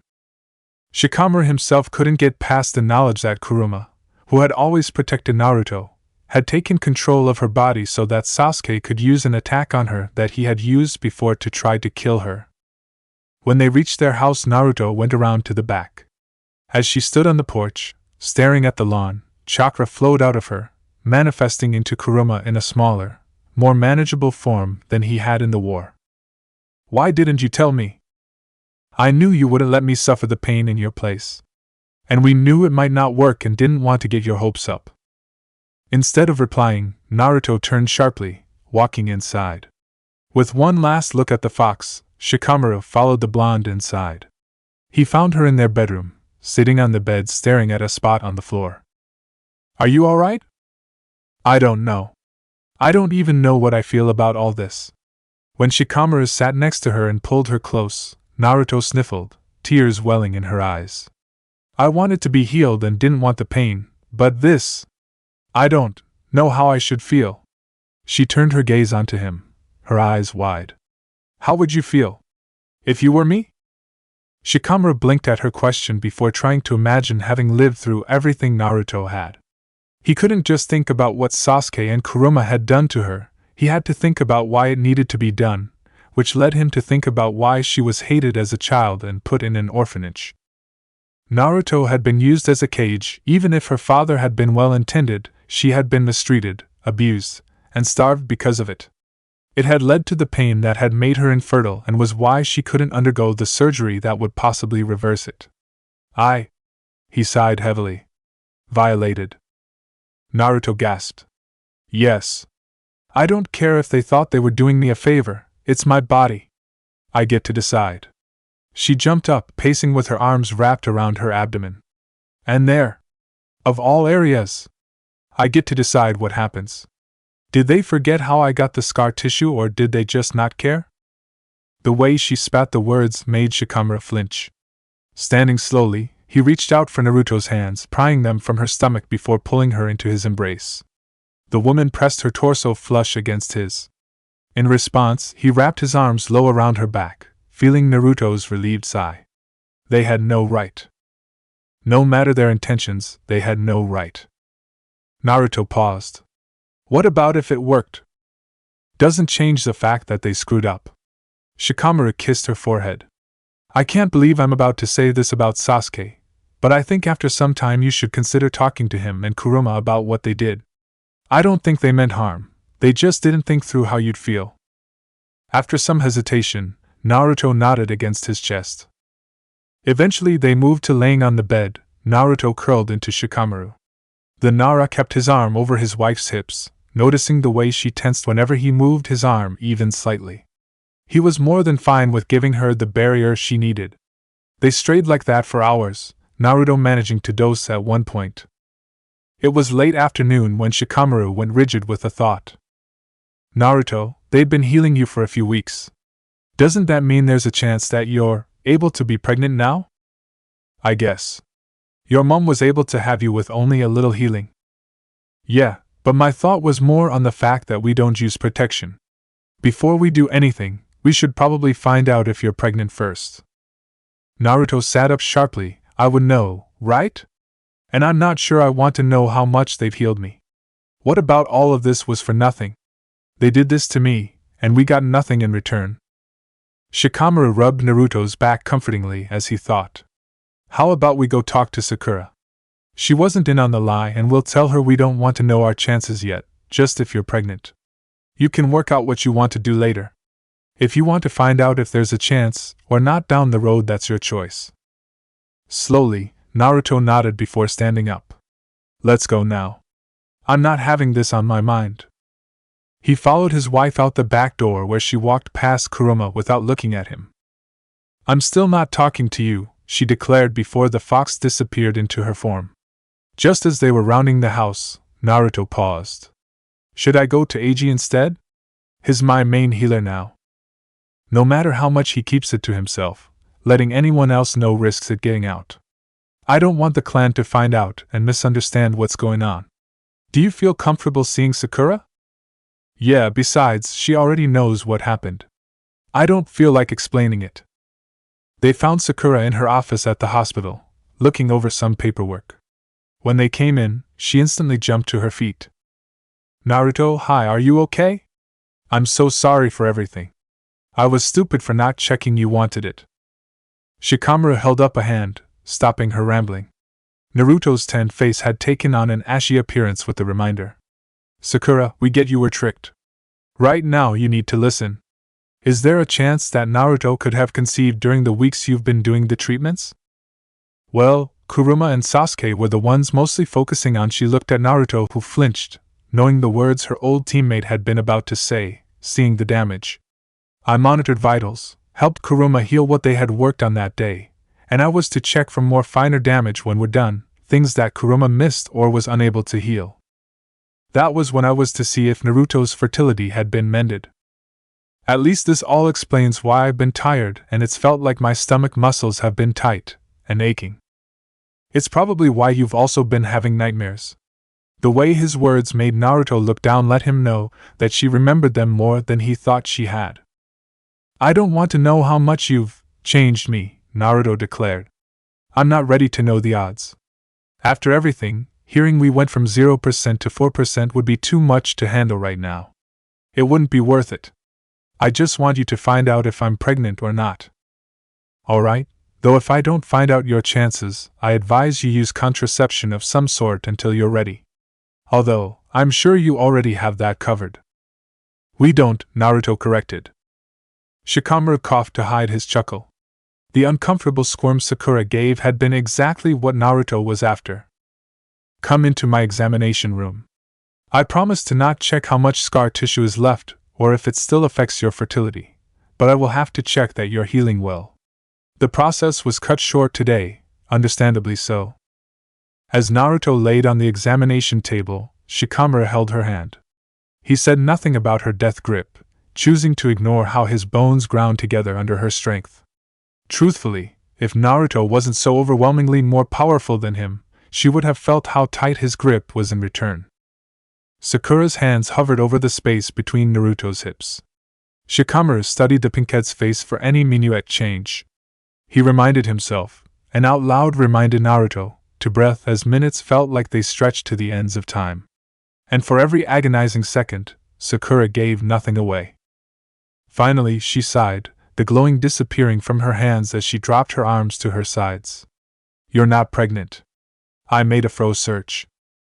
Shikamaru bit his tongue, dropping his head for only a moment before he schooled his features. His attention was drawn to Naruto as she let out a breath. So technically everything's the same as yesterday, she muttered, sitting up. With her eyes barely slits, she smiled widely. No harm done. Sakura looked between Naruto and Shikamaru, scanning both their faces. Not able to meet her eye and risking her seeing how he felt, he turned his gaze onto his wife, smiling at her softly. How about we go get dinner? I'm guessing you want ramen? Wait! Sakura yelped, before blushing at her outburst. I checked the damage. Yeah, we know. Naruto frowned. Is something wrong? Did it not heal well? Shikamaru asked, standing straighter as one of his hands went to Naruto's back, slipping under the hem of her shirt to sit against her skin. Sakura's eyes started to water as she bit her lip. There is none. Huh! At Naruto's confusion, Sakura's face broke out in a wobbly, happy smile. There is none. There's no scar tissue. It's like nothing happened. I know you don't want to know your chances, but there's no scar tissue affecting your fertility. Sakura gave a bark of surprise when she found herself in a tight embrace. Shikamaru felt her look around his shoulder at Naruto, who gave a shaky laugh. Thank you, Shikamaru whispered before he let her go and returned to his wife's side, whose legs had started to buckle, making her sit on the edge of the bed again. This doesn't feel real, Naruto admitted, meeting Shikamaru's ecstatic grin with a blinding one of her own. He cupped her face with his hands as she stood, leaning on him for support. He kissed her repeatedly as they both gave small, delirious laughs, tears dripping down their chins and noses. Eventually a sniffle drew them out of their shock, Naruto turning to the noise first. Sakura, thank you, thank you, thank you. The blonde hugged her ex-teammate tight enough she may have broken a rib on someone else. I owed you. I'm just glad I was able to give you this. She shot Shikamaru a smile. You both deserve this. I was very stupid to never notice how perfect you two are together. Naruto pulled back. Still, ramen's on me. The other woman waved her off. Another day. I think you two should go and celebrate as a couple. Either of them argued. Shikamaru grabbed Naruto's hand, telling Sakura how grateful he was yet again, before the two practically ran from the hospital. He wasn't sure why they were rushing, but his body didn't want to slow. His face hurt from smiling so wide, and his limbs hummed with energy. Nothing seemed to be enough to release it. He wanted to shout or jump. Naruto had taken to the latter, bouncing along like a bunny, giggling madly and breathlessly. Seeing her allowed the logical part of his brain come sluggishly to life again. He pulled her into the first alley he found, grabbing her shoulders to try to keep her still. Instead, she started shimmying her hips in an almost childish delight, making him laugh gleefully. Focus! No! He kissed her hard and sloppily, with too much teeth since he couldn't stop the smiling. We need to think if we want to keep this to ourselves for now or not. 'Cause if we continue like this, people are going to know something's up. Not me. People will just shrug off my weirdness. You grinning like that though will give it away. Shikamaru rolled his eyes. What do you want to do? Keep it a secret or tell people? Naruto actually appeared to be thinking it over. I say we don't announce it, but if someone asks why we're so happy, I don't think I can stop myself from telling them. He sighed. Oh good. 'Cause I don't think I can keep this quiet either. We're going to have so much trouble keeping it to ourselves when I get pregnant. Naruto laughed. When? There's a when. He gathered the blonde up in his arms, spinning them around as she shouted in joy. Eventually they composed themselves enough to not scare anyone as they made their way to Ichiraku's. Needless to say, Tucci was the first to hear their good news. It was funny how the years soothed pain moments. Shikamaru had almost forgotten how much he had doubted whether or not he and Naruto would end up together. The years of feeling like the only thing he wanted was always tantalizingly out of reach. Even the pain of nearly losing Naruto twice dulled. Although he would never forget that Naruto had gone through horrible things, the fact that he had almost not had a children felt like a far-off dream of someone else's life. Some days it felt like his current life was the dream, one he would happily sink into forever. He handed his dad a drink as he sat down on the porch edge. Looking out at the lawn, he gave a chuckle as Shikamaru tried to sneak up on his sister. Even at 5 years of age, Himari was showing her mother's skill of sensing chakra. This resulted in the inevitable of her flipping her older brother over her shoulder, narrowly missing her younger brother. Kurogiri cheered, declaring again, making Shikamaru grumble. Looking at the three, both their personalities and looks were like a gradient of their parents' looks. Shikamaru, 6, was to Shikamaru what Shikamaru was to Shikaku. All bar his eyes were a mirror of his father. Himari favored the Nara looks as well, but her skin was lightly darker than Shikamaru's, and in the right light one could see 3 whisker marks on each cheek.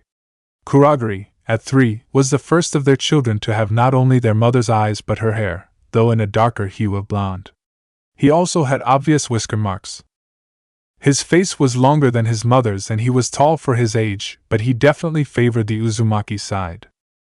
All 3 kids shrieked as Ryota rushed at them, scooping the 2 youngest up and chasing the third.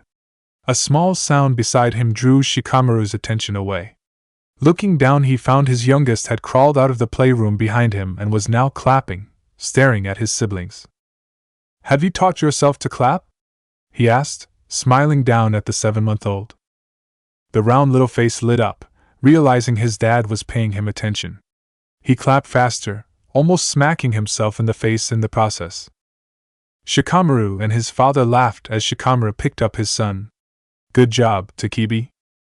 You're a smart little one, Shikaku cooed, clapping along with his grandson, making the baby giggle and squeal with delight before he lunged for his granddad, grabby hands seeking purchase for a cuddle.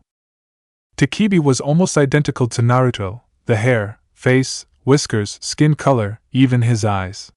When he had been born, Shikamaru had joked that Naruto had simply cloned herself. How many people have asked if you are going to have another baby when Takebi is a bit older? Shikaku asked, holding the baby close and savoring the hugs. Is this your way of asking? If you're starved for babies to dote on, you just need to wait another month. I doubt Hinata is going to go over with the twins. His father waved that off. Your mother and I thought we'd never get grandkids. We didn't know if you two wanted to adopt and didn't want to ask. So if you two want to give us a dozen, we won't complain. Shikamaru laughed. I think we'd prefer to sleep. Takebi wakes multiple times a night to feed. And he doesn't like napping nearly as much as I do. So no more? Haven't discussed it, honestly. I know Naruto doesn't want to become Hokage until the kids are a bit older, but she still really wants it, and with every delivery we have to take protective precautions, which are stressful, and I think Naruto would like her body back. Between pregnancy, labor, and breastfeeding, I know she sometimes feels like her body isn't her own anymore. But I will admit, even with all of those reasons, they're definitely worth the trouble. Shikaku chuckled. I know the feeling. And I know Ryota is more than happy to organize Naruto's protection during delivery. He took all of them very seriously. Shikamaru hummed his agreement. Even though the chances of an attack were very small after years of peace, they hadn't taken the chances. When they had begun to discuss what was needed with Shikadia's delivery, Ryota had been surprised when Naruto had asked him to take charge. He should have expected it though. After all, as Naruto had put it, who else would protect the Nara heir better? He had selected everyone involved in both the birth and the protection aspects, except the healer, to actually deliver. That had been the only person who Naruto had insisted on. Sakura had been the only one the blonde would accept, something that had made the pink-haired woman sob with gratitude. She then went on to help deliver the other 3 Naro babies. Even with Ryota praising her work, Hinata had opted out of having a woman she once slapped deliver their twins. Besides, the Hyugas had their own birthing process to do with a gentle fist technique to take away some of the pain. Naruto had complained that that wasn't fair when she found out. Takebi suddenly pushed off his granddad, smiling widely at the doorway. All 3 kids on the lawn stopped trying to cage Ryota to look over, smiling brightly. They all started chirping the same thing, Tabiki babbling nonsensical. Mum. Mum. Mum. I flipped Shikadia. You got lucky. Ryota picked me up. Looking over his shoulder, he saw Naruto grin at their children as she came to sit beside him. Wow, sounds like you've all been having fun. Shikaku wheeled his chair closer to hand over the squirming baby, who instantly put his drooling, open mouth against Naruto's cheek. Oh, thank you, Takebi, I love you too. Shikamaru put his arm around her waist, kissing her other cheek, feeling her lean into him. Both of their attention was pulled back to the lawn as Imari declared she had learned to somersault, and wanted to show them. Kurajira moved to stand next to her, putting his arms up in a mimic of her stance. Shikadia gave his siblings room to show off. As he pulled his wife close, he took a deep breath, remembering sitting in detention when something tickled his nose. Looking back, it was an unusual thing to latch onto, something that had no logical connection. Perhaps he had just been looking for an excuse to start himself on the path that brought him to the life he now led. One that was loud, bright, unpredictable, and everything he never knew he wanted.